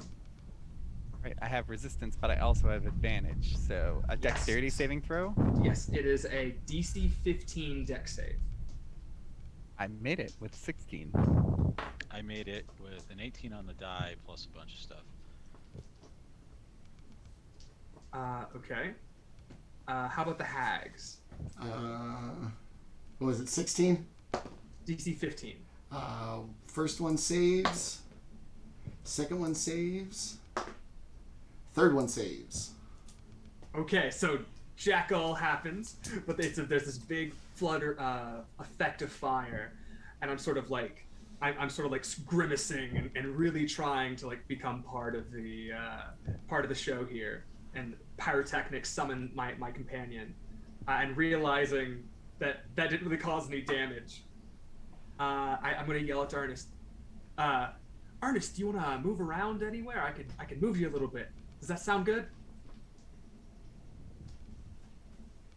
I'm sorry. Yeah. Do what you gotta do. Okay. So at your feet, my fiery animal companion is going to kind of like jump onto your shoulders, and there's going to be another puff of fire, and you're going to be teleported 10 feet. Let's just say the left, 10 feet to the left. Okay. The two of you are going to land, and the hags are going to have to make a. I think that's another dexterity saving throw. All right. First one fails. Second one saves. Third one saves. Okay. So any of them that failed, they're gonna take 8 fire damage. Okay. As the sort of the flame puffs up again in the smoke. All right. So yeah, I move the 20 feet. Action to summon, bonus action to teleport, and so yeah. Now Ernest and Cinder are hanging out. Okay. That's my turn. Thanks, friend. Who's a good boy? As you can imagine, what's well known about hags is that they're kind of gross, and the beautiful smelling grove of flowers suddenly smells like somebody cast an errant fireball in a water-deep dumpster. It's just this acrid, moist heat that just smells terrible and is in stark contrast to all of the beautiful smells going on. And as Ernest kind of dodges out of the way of the fireball, he catches the eye of his summer Eladrin, who seems very intrigued by his performance in this reenactment, as she takes another drink and another drag off of her little cigar. And we are back at the top to our intrigued Eladrin smitten monk. Excellent. So, how far am I? 10 feet away from one of the hags. So I am going to. Yeah, I'm gonna step right up to the hag and try to make a couple more attacks. Okay. I'm gonna make an unarmed strike, so I'm just gonna kick her in the shins. 25 to hit. Yeah. The most vicious shin kicking of all time. And it's gonna do 5 points of damage. All right. I'm going to use a key point to use flurry of blows. Make 2 more unarmed strikes as a bonus action. So a 22 to hit. Yes. And a crit to hit. Okay, so it'll be max damage, and then anything that you would roll, you would just roll again. So I'm gonna do max damage, which is 9, Okay. for the crit, and then I'm gonna roll for the not crit, And then do 9 points of damage, you can do and then a second roll for the crit. The crit damage, yeah. Yep. It's a roll plus the max. Yes. Right? Okay. All right. So all told, it was. There's another 4 damage, so that's going to be 22 damage total in punching. Wow. Okay. And I get a second attack, so I'm going to make one more unarmed strike. Does a no, this is a 16. Does that hit? Yes. Oh, fuck you, Hag. 5 more points of damage. When I use Flurry of Blows, I get to use the disengage. I earn the benefit of using a disengage. Okay. So I'm going to take a 10-foot step back away from the hag. Okay. All right. So Actually, I'm a 30-foot step back away from the hag. okay. So essentially, you're going to be 20 feet back further from exactly where you started after the Right. dog zapped you over. Right. Cool. Okay. So that 30 feet. So you're now 20 feet behind. So you're gonna be 20 feet further away than you were when you started. Yeah. 10 feet up. 30 feet back. Okay. Yeah. All right. Sorry. Stupid math. That's okay. All right. Very nice. That hag. You heard some bones crunching, but because of Fey magic, it's definitely in a bad way. It looks structurally unsound, as if its ribs are not shaped in a way to kind of support its top half. We will go to Barbarian Smash. Fynra will so that one that looks pretty damaged. That's gonna be the one in the middle. The one on the far left that you struck with the javelin is it's all right, and then the one on the one on the far right has been completely unaffected to this point. No. I'm going for the weakened one. Okay. So I can now close the distance. So I stomp up to her, I take my great axe, and I swing. Nice. What a feeling. 15. No. Oh, really? Okay. Well then, I will use my second attack, I guess. Yes. 18. Yes. This one will smash down. So that is 18 points of damage. Woo! As you just a straight up and down, like Oh, sure. smashing blow. What remained of the rigid structure composing the form of the hag has now completely just kind of crumbled. She's not dead, but she's basically incapacitated to the point she can't really do anything. Just a broken mess, kind of only existing through probably magical means.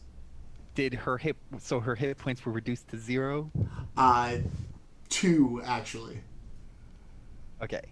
So, okay. I'm just trying to if I reduce a creature to 0, I can attack again. So that's what I'm trying Yeah, to go figure for it. Go for Yeah? it. Take a run Okay. for it. Smash some stuff. But you're saying that this one is like dead for the intents purposes of combat? It is alive, but it will no longer act in initiative. Oh. Okay, well, Help I'm just gonna. me! Yeah, because if it's not dead, you would attack it again, but that would defeat the purpose of. Yeah. Right. Yeah, So attack. we're just gonna say that I assumed I destroyed this thing, and so I have great weapon master, and if my attack hits something and reduces it to 0 hit points, I can attack again. So I'm going to take a step forward and hit the next closest creature. I don't know if that's the javelin one or the other one. From where you stand, it could be either one depending on which direction. The one right, in the 'cause I'm in the middle is middle? now dead. Yes. I'll go to the one with the javelin in it. Okay. Yeah, and I'm gonna swing. Make it count. Oh, you bastard! It landed on 20, but then rolled off. 18. Yeah, it's still gonna get it done. Cool. Don't make me regret giving you an extra roll just for you to blow it. No.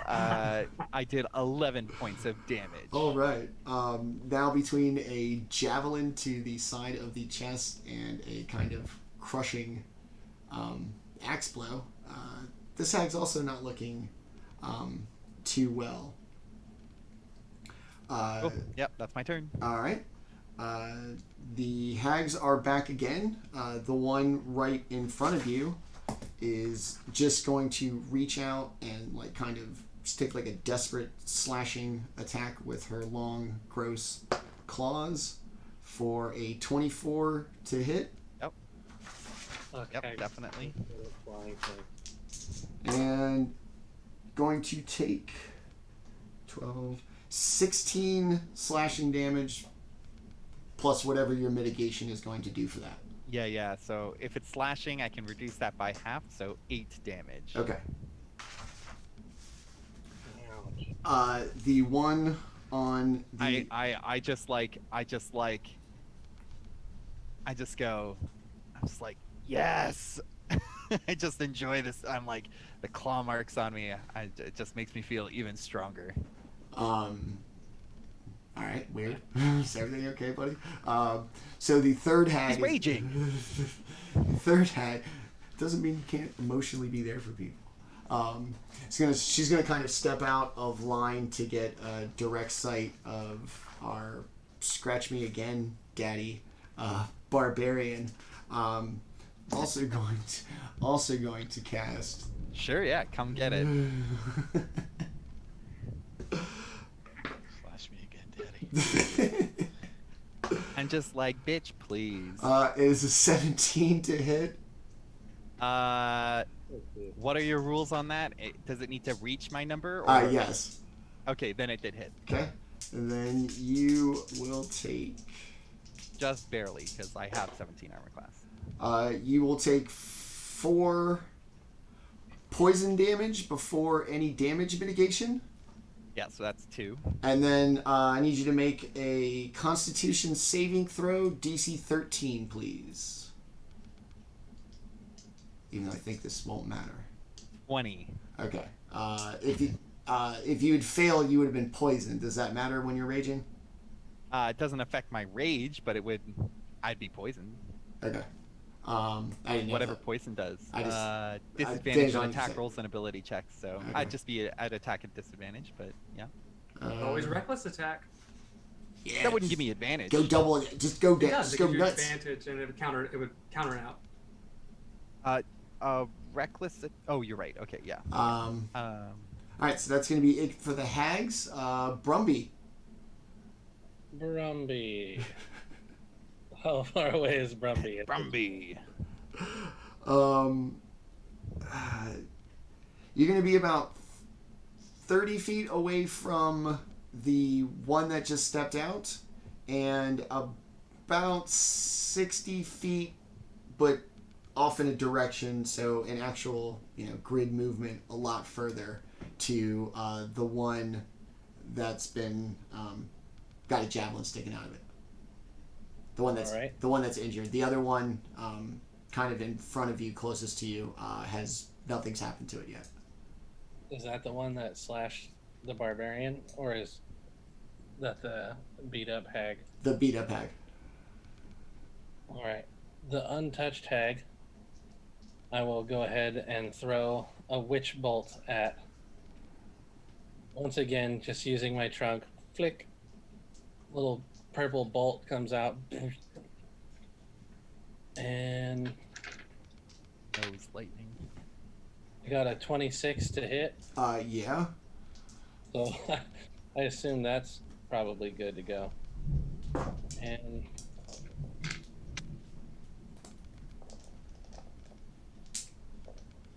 so 13 points of acid damage. Ooh. And or wait a minute. Which bolt? No, that is lightning damage. 13 points of lightning damage. Okay. And doop doop doop doop. I'm reading the thing. All right, and a purple bolt of energy stems between her and my trunk, and then it remains after the initial contact. Gross. Yeah, All right. tethered now. So what does that mean? She can't move any further? That means I hit automatically as long as I'm tethered to her. Oh. I don't have to hit anymore. Oh. Which bolt is basically like force lightning. Yeah. Yeah. Okay. From the trunk. So you just keep like you can just you're just like lightning them, but out of your trunk. Yeah. All right. Brumbie, what else you got? Is that it? I mean, that was pretty impressive. So that's it. Nice. All right. Hernelis. Okay. I'm probably going to sort of just like kind of run maybe 20 feet around, kind of just hanging, kind of a wide curve, just to sort of survey the battlefield. Okay. And while I'm doing that, I'm going to use my action. I'm going to cast Conjure Elemental, or Summon Elemental, and I'm going to throw out this just like fistful of ash that's going to like conflagrate in between the two hags. So I'll summon the elemental, and it's just like this ash kind of summons into this like 10, 12 foot tall tower of fire that sort of amasses arms and legs and is stomping in between the two hags. Nice. And I'm gonna order Cinder to fly up 30 feet. Cinder can fly, so they're gonna be floating up in the air, and they're gonna fire like a little fire from their mouth towards the hag that has the javelin sticking out of them. Okay. That's gonna be. Let me see. That's does a. Let me see. What's that? That's a 13. Does 13 hit? It does not get it done.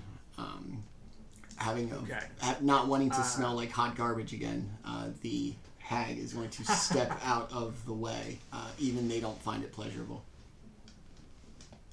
Okay, so then the other hag, I'm gonna order the fire elemental to stomp towards the other hag, okay. And they're gonna start making pummeling attacks with their fists.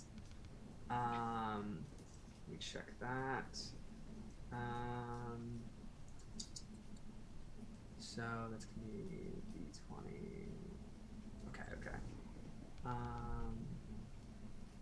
Okay. Does a 17 hit? It does. Okay, so that's gonna be D10 plus 8. That's gonna be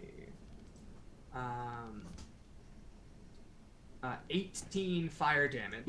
Nice. As just one of its fists, and it gets to make a second attack as well. Wow. Okay. And so that's 7 plus. It's a 14 hit. It does not. Oh wait, no, that's a 16. Yes, 16 does. Okay, so then with the other fist sort of slapping it around, one more attack for 11 more fire damage. Okay. And that will be my turn. All right.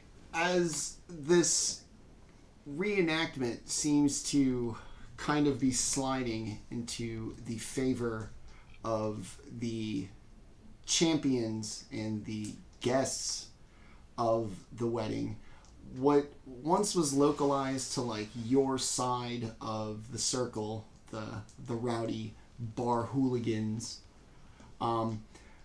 the enthusiasm for your performance is kind of spread throughout the crowd on the ground that you were mingling with, and even amongst the members of the dais. You see them kind of getting into it way more than maybe polite Fey society would like. They really seem into everything about this, despite essentially rooting for the villains in the story. And we will go back to the top with our feisty monk. Always root for the villains. That's what I So who's the closest ugly The thing two to on me? the two on the flanking ones are about the same distance. 20, 30 feet. So yeah, you're going to be 30 feet ish away from either one. They're looking about the same health wise, Okay. relatively. Can you describe the area again? Are we outside? I know you said there was woods around Yeah, us. there's Are there any trees that there are have branches overhanging this area? It's kind of this natural kind of Fey grove. So in a like the same way you would have like an awning or like a roof to a regular stadium seating. This is the same thing except with like tree branches. Just Okay. Whether by magic or by Fey nature to have put them specifically here, kind of providing shade if it was a sunny day over the dais. Okay. What I would like to do is run up one of these trees using my magic slippers Okay. that I've been, I put on for fashion earlier, but realized that they're coming quite handy right now. Slippers of spider climbing. I want to get over one of the hags and then drop from the canopy with my fist, kind of like doing a Superman punch. I love it. Do I have enough Yeah, space yeah. to do that? Yeah, I'm not even gonna do the Okay. math. I love it. That's awesome. Okay. I'm gonna go ahead and give you advantage on the attack roll too, because you're basically just trying to fall straight down. Right. Come on, gravity, do your thing. Okay. So it's a 27 to hit. No, 26 to hit. Yeah. And so my fist is going to make direct contact with all of the terminal velocity I can muster, and do a real measly 5 points of damage. But I am going to follow that up with a flurry of blows, and it's going to be a 22 to hit. Yep. And the other one's going to miss. So the one that hits is going to do 7 more points of damage, and then I'll use my second attack to make one more unarmed strike. That's gonna 12 is gonna miss. Yeah. And I am going to step back just 10 feet. Okay. At first the crowd was kind of on the borderline of booing Ernest when they thought he had just kind of escaped in cowardice, but as he reappears over the hags in a shock thing where if you're on, you're in the audience, people on the stage don't know what's going on, but everybody around them does. So everybody in the dais is watching this with like this kind of shocked amazement as he falls and just bops this thing right on the head, eliciting a pretty solid ovation from the entire basically everybody in attendance at something so impressive and truly worthy of the title champions.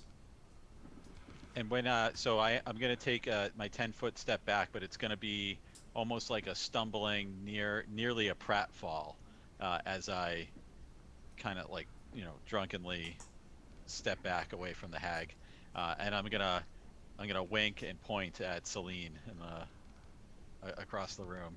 As you do this, from the bar, somebody is going to, like Stone Cold Steve Austin, throw you a beer. Give me an athletics check to tell me if you catch it. Like, just snatch it out of the sky. pretty sure that I do. Hold on, let me check my.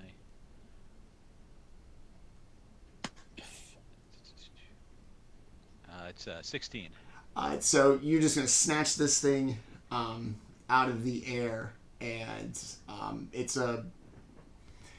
Does it look like some of the cocktails that were being handed out earlier? It looks like something completely different. This looks like something that somebody brought with them to this okay. wedding. I'm gonna pull the cork and chug it if I have enough time.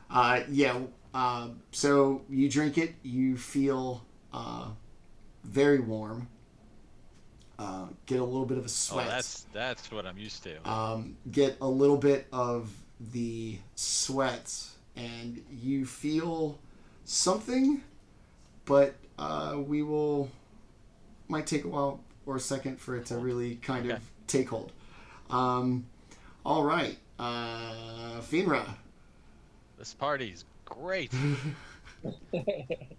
Yeah.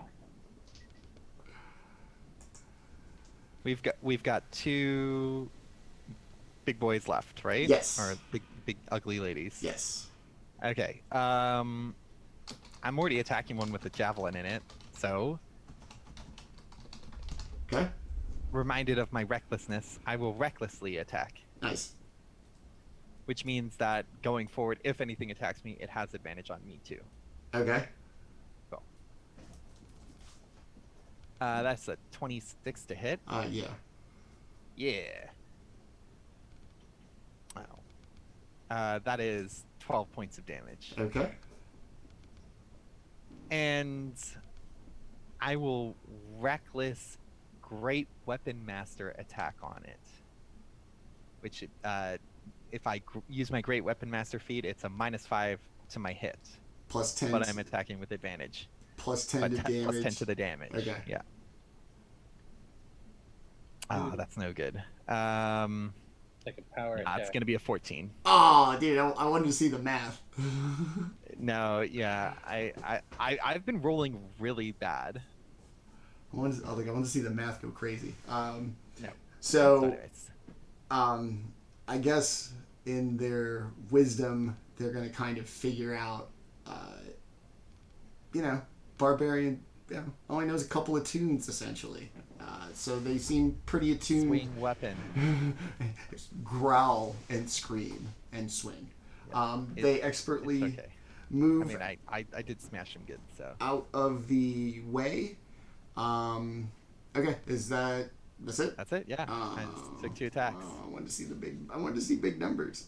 You just wait. If I crit.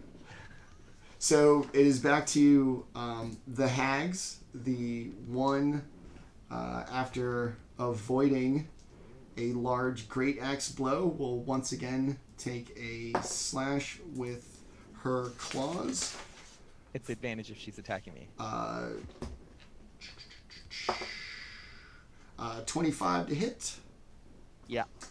And it is going to be 10, 14 slashing damage before mitigation.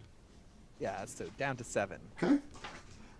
The hag on the very end, who just got bopped out of nowhere from the sky, is going to take her 10 feet towards Ernest, and she is going to take a slash with her claws.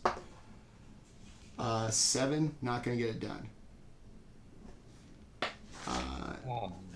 No. At this point, the hag's kind of poor performance has obviously shown in the crowd, and they are 100% behind you. Even the kind of dour queen seems to be having a pretty good time. And it will be Brumbie. Brumbie. I pass the energy that's coming out of my trunk over to my hand, and my eyes get all angry, and I start really laying it in there. So I don't have to do anything but damage. So that's what I'm gonna do. So that is 11 lightning damage Okay. to the same hag that I have tethered. All right. Are you tethered to the one that's fighting Ernest or the one that's fighting Fynra? The one that's fighting Ernest. Good. Thank Okay. God. Woo! I was like, please let that be the right one. Yeah, no, you're on it. Okay. Sweet. Either that or we're both not paying attention. Word. Either way. Palpitating the shit out of this hag. All right. What else? All sorcerers only get one action. Oh, buddy. I'm sorry. At level 9, that's it. It's a solid action. It is, but I mean, all right. Like I said, I play wizard. If I I do get it. anything else, I lose the tether. So Oh, okay. All right. So there's a reason. All right. And Hernelis, the one in front of Brumbie, is very much not doing well, and the one in front of Fynra, also not doing well, but still better than the other one. How far apart are the two hags from each other right now? 15 feet up, Okay. in between them. Okay.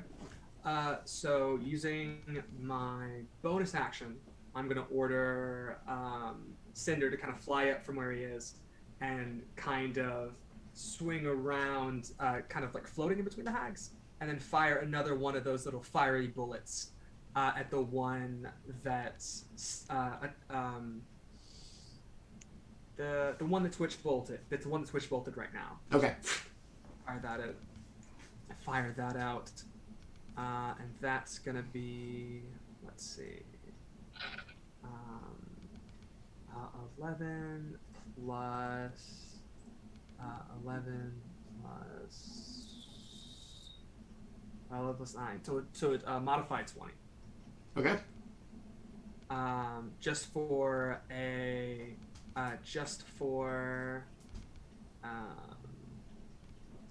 another. Oh God, what is it? 6 plus. 6, so no, a 12 fire damage. Okay. From my companion, and from myself, I'm going to run up about 30 feet away from it, and in my shield hand, I'm going to summon up. I'm going to cast Produce Flame with my action, and I'm going to have this sort of soft ball of fire that I'm going to kind of underhand lob and try and land in like the hair of the hag. People play cornhole at weddings here, so I get it. Go. It's only a 12 though, which I don't think it's. Maybe a little too egg toss, not enough like underhand softball. Really didn't. You know, Okay. It's gonna come So up. that, yeah. It's gonna come up just short. Is that going to So be right it? there. No, the fire elemental gets to go now. Oh. I have an idea for That's you. right. The fire elemental was pummeling on the one that had the Witch bolt. was witch bolted. Okay, Yes. but I would. I think then I'm going to spend one of its actions. I want to try and grapple it. I want to try and like kind of grab the hag in between one of its arms. Okay. So yeah, athletics roll from the elemental. What's that one?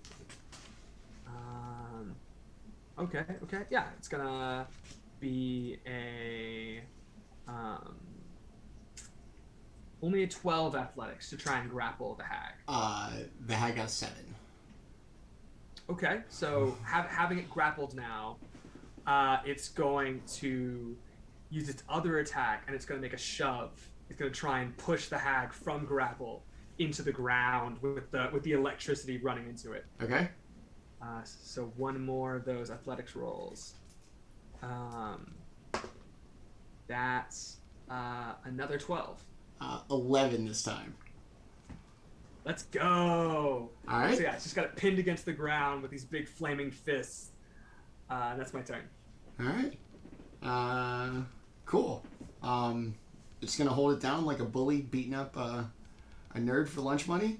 Obviously. While you hit yourself. And as we go back to the top of the order, fresh off of his beautifully caught beer out of the air, a la Stone Cold Steve Austin, our monk finds himself warm and really kind of amped up, as if his movement speed has been increased by 30. Just really jittery, Wow. really amped up and excited, like feel like you just move everywhere. Well, he has an incredibly good idea that he's going to try and execute, and his mind's just racing at how great this is going to go if it goes well. I run over to where we have Hernelis holding down one of the hags. The elemental, but yeah. Oh, excuse me, the Yeah. elemental. Let me double check something. It's gonna kick her in the head while she's laying there. Take that. Take advantage where you can get it.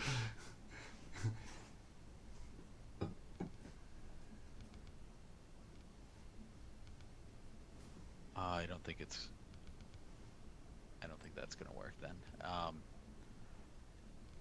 Can you describe where the other elementals are in relation to me? It's going to be grappled. However far back you stepped from it after your last turn, the grappled one's going to be directly in front of you, whatever that distance is.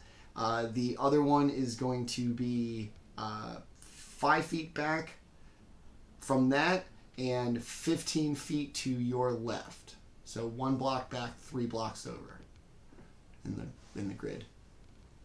Okay, I'm gonna run over to the one furthest away, the one that's 15 feet away, and engage with it in a little bit of fisticuffs. A Donnybrook? A brouhaha? Yes. A little bit of horseplay. Okay, so gonna make unarmed strike, 20 to hit. Yes. It's gonna do 4 points of damage. Okay. I'll spend a key point to make 2 more attacks. 16 to hit. Yes. And a 23 to hit. Yes. The flurry of blows, and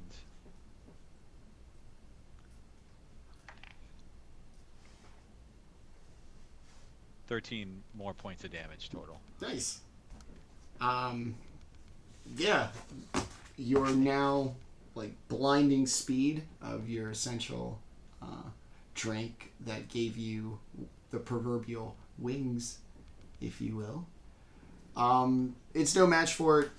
These hags, for probably being told that they were going to be the victors in this, they definitely have worked a lot harder than they thought they were, and if you didn't think you got what you signed up for, they didn't sign up to get their ass kicked by a bunch of people who got invited to a wedding. And we are back to Fynra. Oh.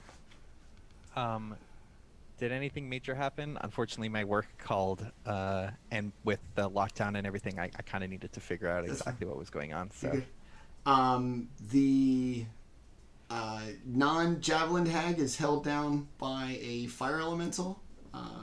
okay. And the one in front of you seems to be deteriorating very quickly. Cool. Due to our Red Bull having monk. Excellent. Well, let us continue the deterioration with an axe. And I will great weapon master recklessly swing at it. Okay. Big number. I want to see a big number. 17 yes, to hit. that is going to get it done. Nice. That is 26 points of damage. Go ahead and describe to me how you kill this thing by a lot. Let's see. I will just I'm gonna step to an appropriate distance. I'm gonna hold my axe from like the far point, and there's the pole and then the axe, and I'm going to chop it, but not really chop it. I'm more just going to crush it with my axe. Okay. And just the heaviest blow, and just like clap it right in the shoulder and just crumple it into the ground. As you strike this blow, the crowd just bursts into ovation. Even the queen stands up and gives a very regal, polite clap. I mean, she's not doing the wave. She stands up, and as she does, she gives a little wave of her hand, and the hags have been dismissed. The crowd just absolutely goes wild, and as she does so, starts to calm everybody down. As we all know, this war with the Drow was not just one battle.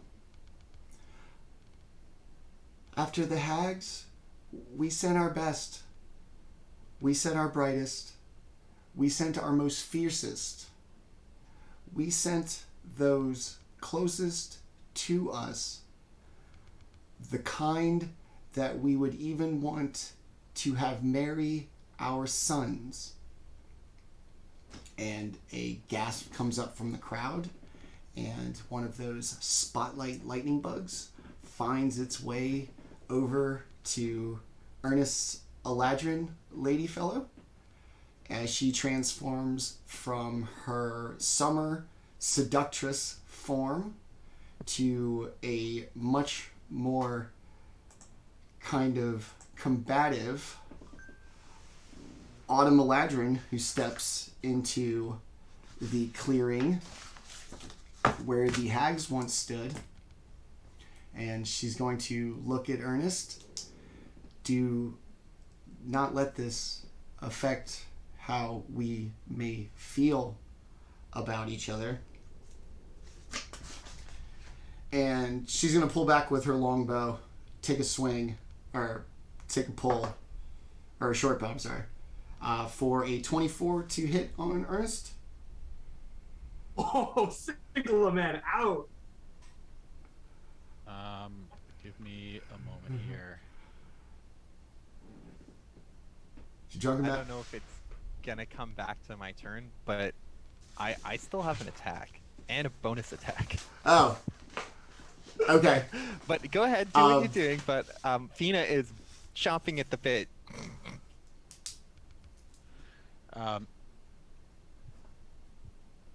Okay, I'm gonna try and catch the arrow. Okay. I didn't know if all monks got that. Well, it's like catch projectile or something, I have right? it. Deflect missiles, Okay. and you have an opportunity to catch it. Yeah. So, did it hit? Yeah, 26. It was 26, I think so, right? 26 does hit. Okay. So, I need to know what the damage is before I know if I deflected it.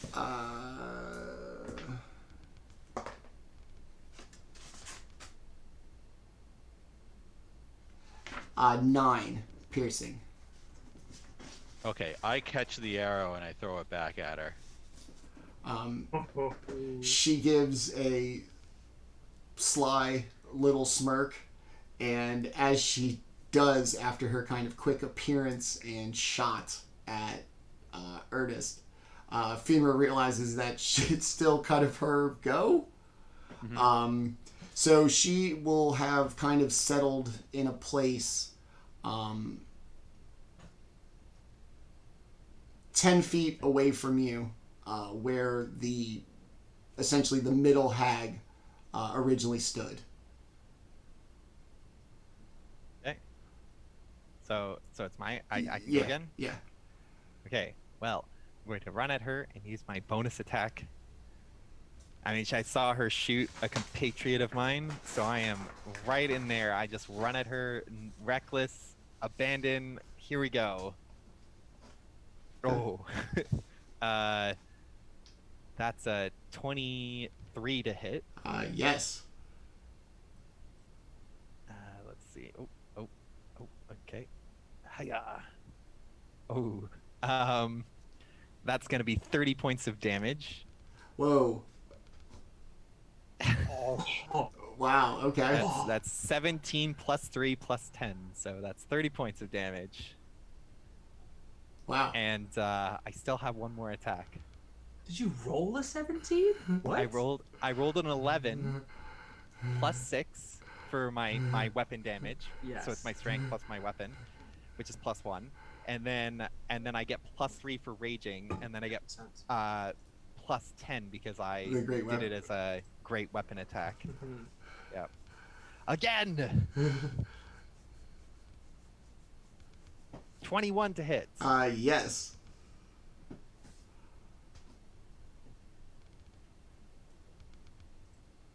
Uh, 27 points of damage. Jesus. Okay.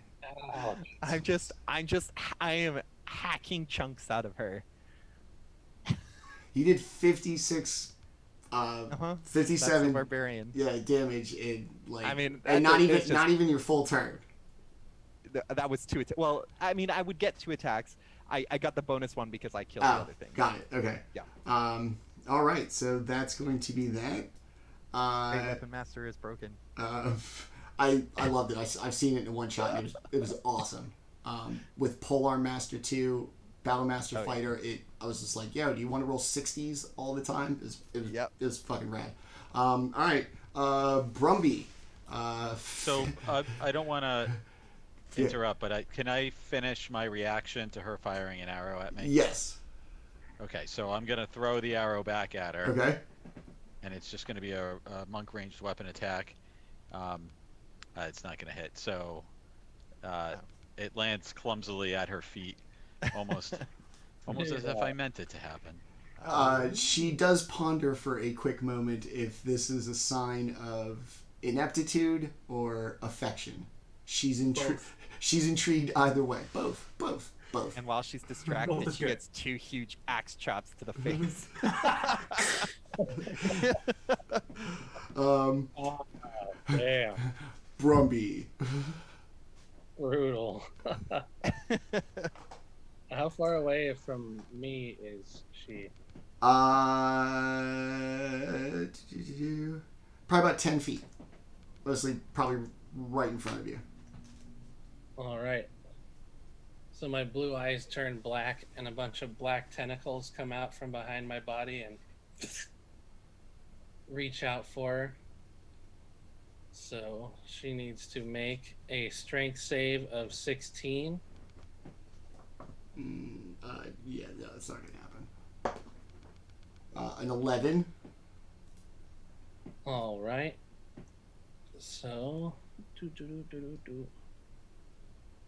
she takes. Let's see how much.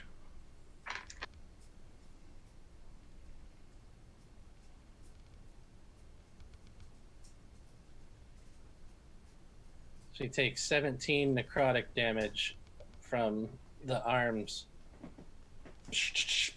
whipping the heck out of her. Very nice. Oh, caster, done. Yeah, Sorry, buddy. done. All right, Hernelis. I guess your elemental is going to be just free. The hag that it had,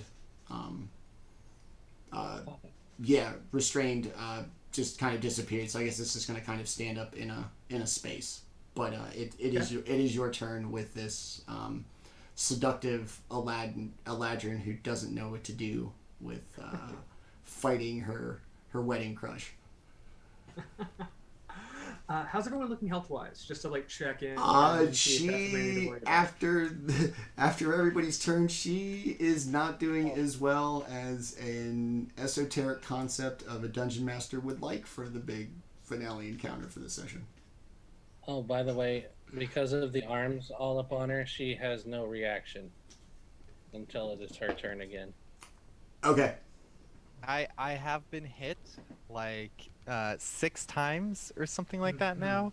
I am missing about 25 hit points Out of 100 something. out of 118. You'll be so fine. I'm like, oof, it hurts. You could heal me if you wanted to. So yeah, I think I'm gonna rush over. And then Cinder's gonna fly kind of over above my shoulder, and I'm gonna like again kind of going along with it. I'm gonna like look forward and point at her with my hand, and be like, "Foul, foul creature! I will end you with my purging flames," and like really trying to do that. And so, bonus action, another fire spit from Cinder. Main action, scorching ray. All three beams going straight at her. Nice. Ouch. So Cinder's attack is gonna be, let's see, that's 24 to hit. Yep. So just that little, it's gonna be 4 plus 3, 7 fire damage. Okay. But then I'm gonna cast Scorching Ray, and that's gonna be. Let me see how Roll20, not Roll20, how D&D Beyond takes care of that when I do that. Okay, so I'm gonna make 3 rolls. So between the 3 rolls, it's going to be a natural 1, a modified 11, but also a modified 24. Okay, the 24 is the only thing that's going to get it done. Right. Okay, so that's gonna be from the Scorching Ray. The other 2 kind of fly over her shoulder and like maybe under one of her arms. But She's the quite third nimble. one, the third one makes purchase for 5 fire damage. Okay. Would she be within 30 feet of where the pin tag would have been? Where the elemental is? Yes. Okay. So yeah, same thing with Fynra behind her, hacking at her shoulders, and me at her front, firing all these bolts of flame. The fire elementals, doom, doom, doom, doom, doom, gonna run into her, make 2 attacks, both this crunch down on her. Okay. So between those 2 attacks, we're going to that's gonna be 2 19s. Yeah, both of them actually get it done. Oh, yeah. No, Okay. that 19, yes. That 19, no. So yeah, that's gonna be 2d10 plus 16. So between those, only 19 fire damage from the 2 fists crunching Okay. down. So yeah, actually surrounded. I'm like 30 feet ahead of her, and that, yeah. She is, for like this quickest split second, she's going to go from this very warm orange, yellow, red fall palette to ever so quickly this like very pallid gray and blue, almost like a winter Eladrin, just for like a quick second. And when she does so, she's going to say, "Nobody leaves the Fey. The Fey belong here. And this is where we shall stay." And just as quick as it came and she said the sentence, it's going to go right back, and she's going to be back to her form, and it is going to be Ernest's turn.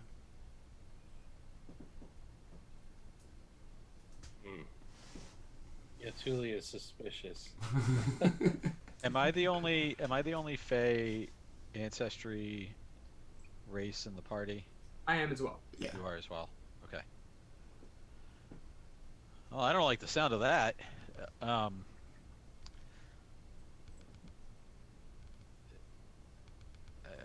Yeah, it's kind of in a stupor. He's like, I'm not really sure what you're talking about, but man, you might be the woman of my dreams.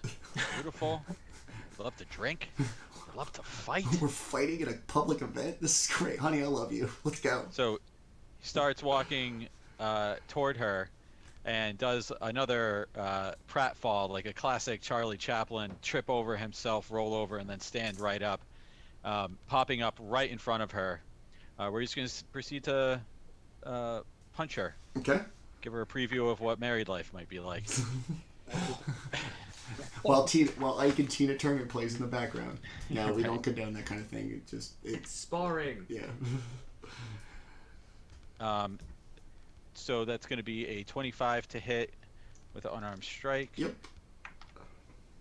And it's going to do 4 points of damage. Okay. I'll use a key point for 2 more attacks with flurry of blows. 1 is a crit, and 1 is a fail. So it's going to be 9 plus. It's going to be 10 damage total for that attack, and then 1 more unarmed strike for my second attack. That's going to be a 23 to hit. And it's going to do 5 points of damage. And then I'm going to take a 10-foot step back, but then I'm going to walk around to behind her. Okay. So I'm going to be 10 feet on the other side of her.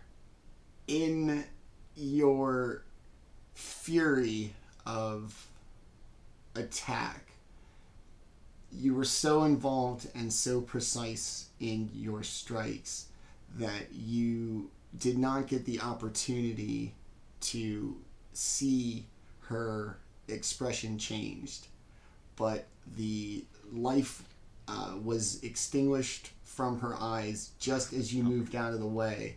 And as you moved around the back very quickly, her body just crumples to the ground. She fall into my arms? Yes. You are so hopped up on Elven Red Bull that you manage to catch her as she falls. And what have I done?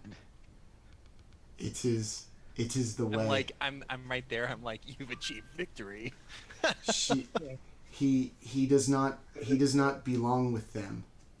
He belongs here. And that dramatic, like, comic book pose, all limp, in your arms, and as she collapses in this somber kind of moment for Ernest, the attendees at the wedding just absolutely lose their minds, and even the queen a little more enthusiastic with the applause this time. You will forgive me to my honored guests if I apologize for not correctly reenacting this moment in history, but as you can tell, these champions we have amongst us are truly worthy of their invitation and a place at our table this evening. And if everybody will just take a couple of moments, allow me to address our champions, we shall commence with the ceremony for the evening. And, the crowd kind of goes nuts, especially, your end of the crowd by the bar. They're spraying each other with beer. They're just, they're going nuts, having a good old time. And they kind of pour out into the clearing to kind of greet you. The decorum's kind of restored, and the queen stands properly right in front of her throne at the dais. May the champions present themselves. You guys just gonna... I guess we step forward. Okay. I assume. I want my fire elemental to lift me up onto its shoulder, and I'm just like, ah! I hate to break it to you, but your fire elemental is going to get treated like Chewbacca and probably will not get a medal until the 8th movie as a throwaway thing at the end. Sorry.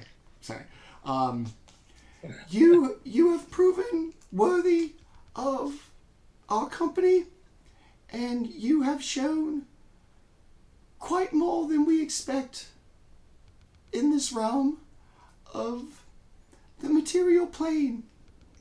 You make a good showing on behalf of my future daughter, and if her children are half as brave as you, they will be quite lucky. Now, kneel, esteemed champions of the material plane. Kneel Be again? down so I can kneel. Okay. I hereby judge you champions of the Vale and the sworn protectors of the bride, so that she may be escorted home, so that she may return to her family and begin her new life. What say you about this honor? Brumbie kind of looks up with evil eyes. Protector. And kind of like giggles to himself. I will proudly serve your majesty. I believe we do work for pay, but I guess I had a couple of free drinks. I'm feeling good. Very well. And Yeah. to you, my master of the fist, it seems you had a moment there with a name of the past of mine. I don't know what came over her in her winter moments. That's very unlike her. It's more like my husband, the king. Are you okay? Do you wish to take this honor and protect my future daughter? I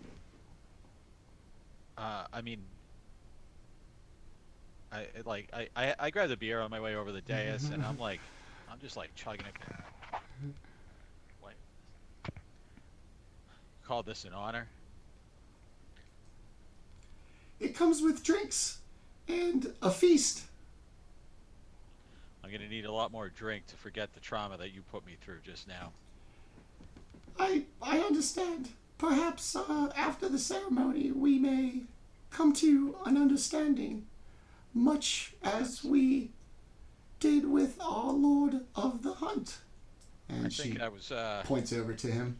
I believe there was a promise of 5,000 gold. I think that'll settle any disagreement that we have, and I'd be happy to protect an innocent young woman as she makes her way back to her family. At the mention of the 5,000 gold, a Saul segment of the rowdy bar patrons cheers, who would have been on the winning side of that wager, while 3 or 4 elves kind of slink their heads as if to say that they were the ones who lost that money.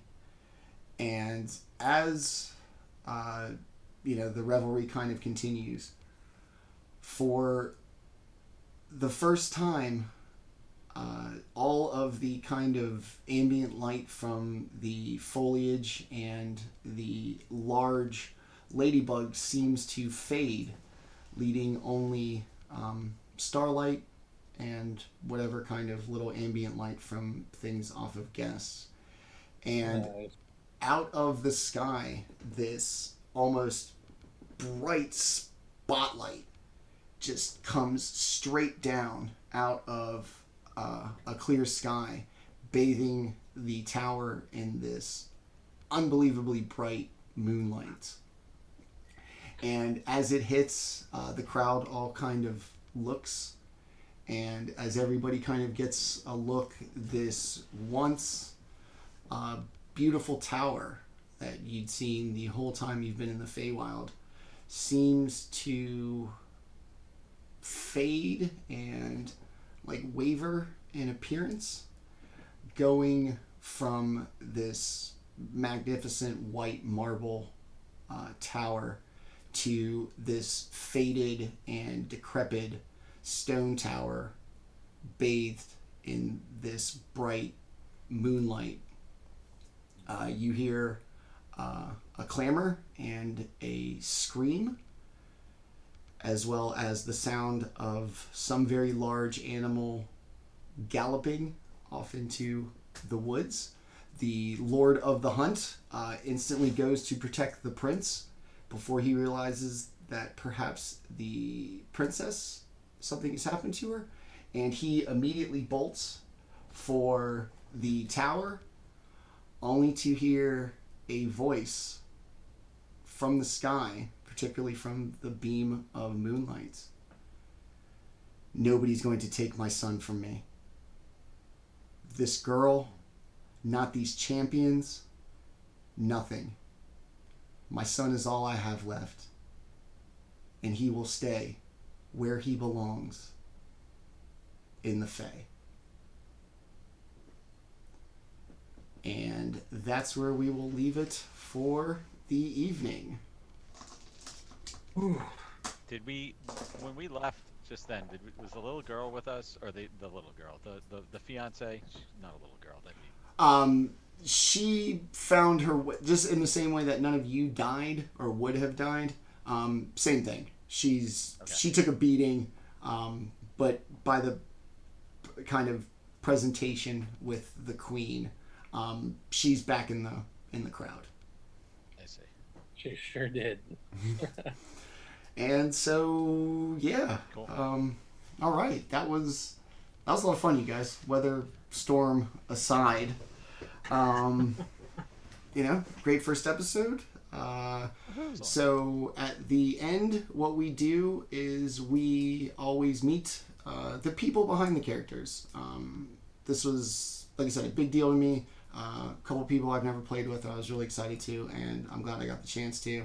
And then, as always, two of my Tuesday guys who get to come out and play. In Dustin's case, very different character, and in Tenta's case, just a weirder one. I don't know. All right, so great first episode. There will be a two-parter this time next week as we wrap this up. Beautiful thing about short narratives. Before we go, let's go ahead and meet the actual people behind these great characters that we've seen for the last 3 hours. And let's start with our monk Ernest. Tell us about the man Tim. Well, the last year has been so dull in things outside of this computer chair. I live in Massachusetts. I've been playing D&D for about 10 years. I actually got introduced to it when I was living in South Carolina for a year looking for something to do, and I met a great group of guys who brought me in, and then moved back to the Boston area after that, and have been trying to find groups to play with ever since. I run games on my own as well. I'm running a game of Waterdeep Dragon Heist that we're going to be heading into session 6 next week. It's been going really well. I play a couple other games. But when I'm not playing D&D, like to walk my dog, spend time with my wife, not in that order, wow. And try to get outside, go for hikes, get on my bike. And what I do for a living, without getting into too much detail, I work for a company help desk, supervise a group of folks. So, Nice. I don't know. That's all you needed. Probably tell by all the garbage behind me that I'm a Star Wars fan. Hey, we all flock together. But Yeah. look, man, this is the first time we played together. It was great having you. I hope you had a good time. This was fun. Cool, awesome. Thanks I for coming. love finding those little moments to just be awesome superhero combat action, and you definitely made that possible. Yeah. So thank you. That's why we have level 9 one shots, because I want everybody wants to do those things. I want to see them. Like I said, everybody wins. All right, let's go to our other newcomer to the channel. Hopefully, we were very gentle in the course that he might want to come back. So Hernelis, tell us about the man behind this. Tell us about Charles. Yeah, I'm Charles. I'm a university student right now. I'm just trying to get through college. I spend a lot of my time playing D&D. I've been playing. I started in first edition. Actually, I started playing first edition Wow. basic. My dad's box set. I unearthed it from his like childhood bedroom, and I was like, "Well, I've heard of Dungeons and Dragons." So I used to DM first edition for just my high school friends, and at the moment fifth edition came out, I was like, "Please get me away from this. I want to play this game, but without this, without all this baggage." So yeah, I've been playing fifth edition since about 2016. Mostly DMing myself. I usually run kind of like shorter, like for either because I want to, or because of scheduling. I usually run sort of smaller campaigns mostly. But I mean, I had a lot of I've had a lot of fun. I like playing all kinds of different systems. Fifth edition is just like the easiest one to find games for. Agreed. But it's always great to try out a different character. I hope everyone enjoyed my little fiery man kind of. Like I said, it's the yeah. Louise GIF from Bob's Burgers, just standing in front of the firewall. All right, man. Thanks. Like I said, same deal as with Tim. It's the first time I played with you. I had a great time. I hope you did too. Thanks for coming out. And let's go to my usual people who will get nowhere near the amount of appreciation. Let's start with Tenta, who played our boy Brumbie, who we might have to transport from one shot to one shot by some magical means. Brumbie, tell us about our boy Tenta, who didn't play a barbarian who ate people's faces tonight. Yeah, I'm Tenta. I'm from California here. I'm married. I'm into blood sports and metal, and I like playing metal and listening to metal. I like pro wrestling, MMA, bare knuckle, anything with a chance to knock someone out or shed some blood. I'm into it. So if you wanna hit me up and talk about these things and enjoy the mayhem with me, you can hit me up at RipTentaSqueeze on Twitter. And yeah, that's me. Just a 37-year-old man that likes to watch people get knocked the hell out. And does his part of it in an imaginary game system here, and we love it. And in real life, when I get a chance, I like to get in there and take some hits and give them back too. Awesome. So, yeah. Thanks for coming out, buddy. I'm sorry we didn't get to play Tuesday, but it's good to see you. Good to see you play somebody else. This was fun. And it was refreshing. Yeah, and speaking of really seeing somebody else really play somebody new, we will finish with our snoo loving barbarian, Fynra, and tell us about our boy Dustin from our Tuesday night deal. Yeah, so my name is Dustin, and I live up in Canada, in British Columbia. I love Dungeons and Dragons. With Manny, I've been able to be a player instead of a DM, which has been fun. I like to play, in my regular campaign, I like to play more eccentric characters. So if you've watched the Tuesday show, I play a pacifist cleric who has not dealt a single point of damage in over 12 sessions now. It makes it interesting, it makes it fun. I wouldn't recommend it, but you know, it's sometimes fun to have a quirky, unusual narrative in your game.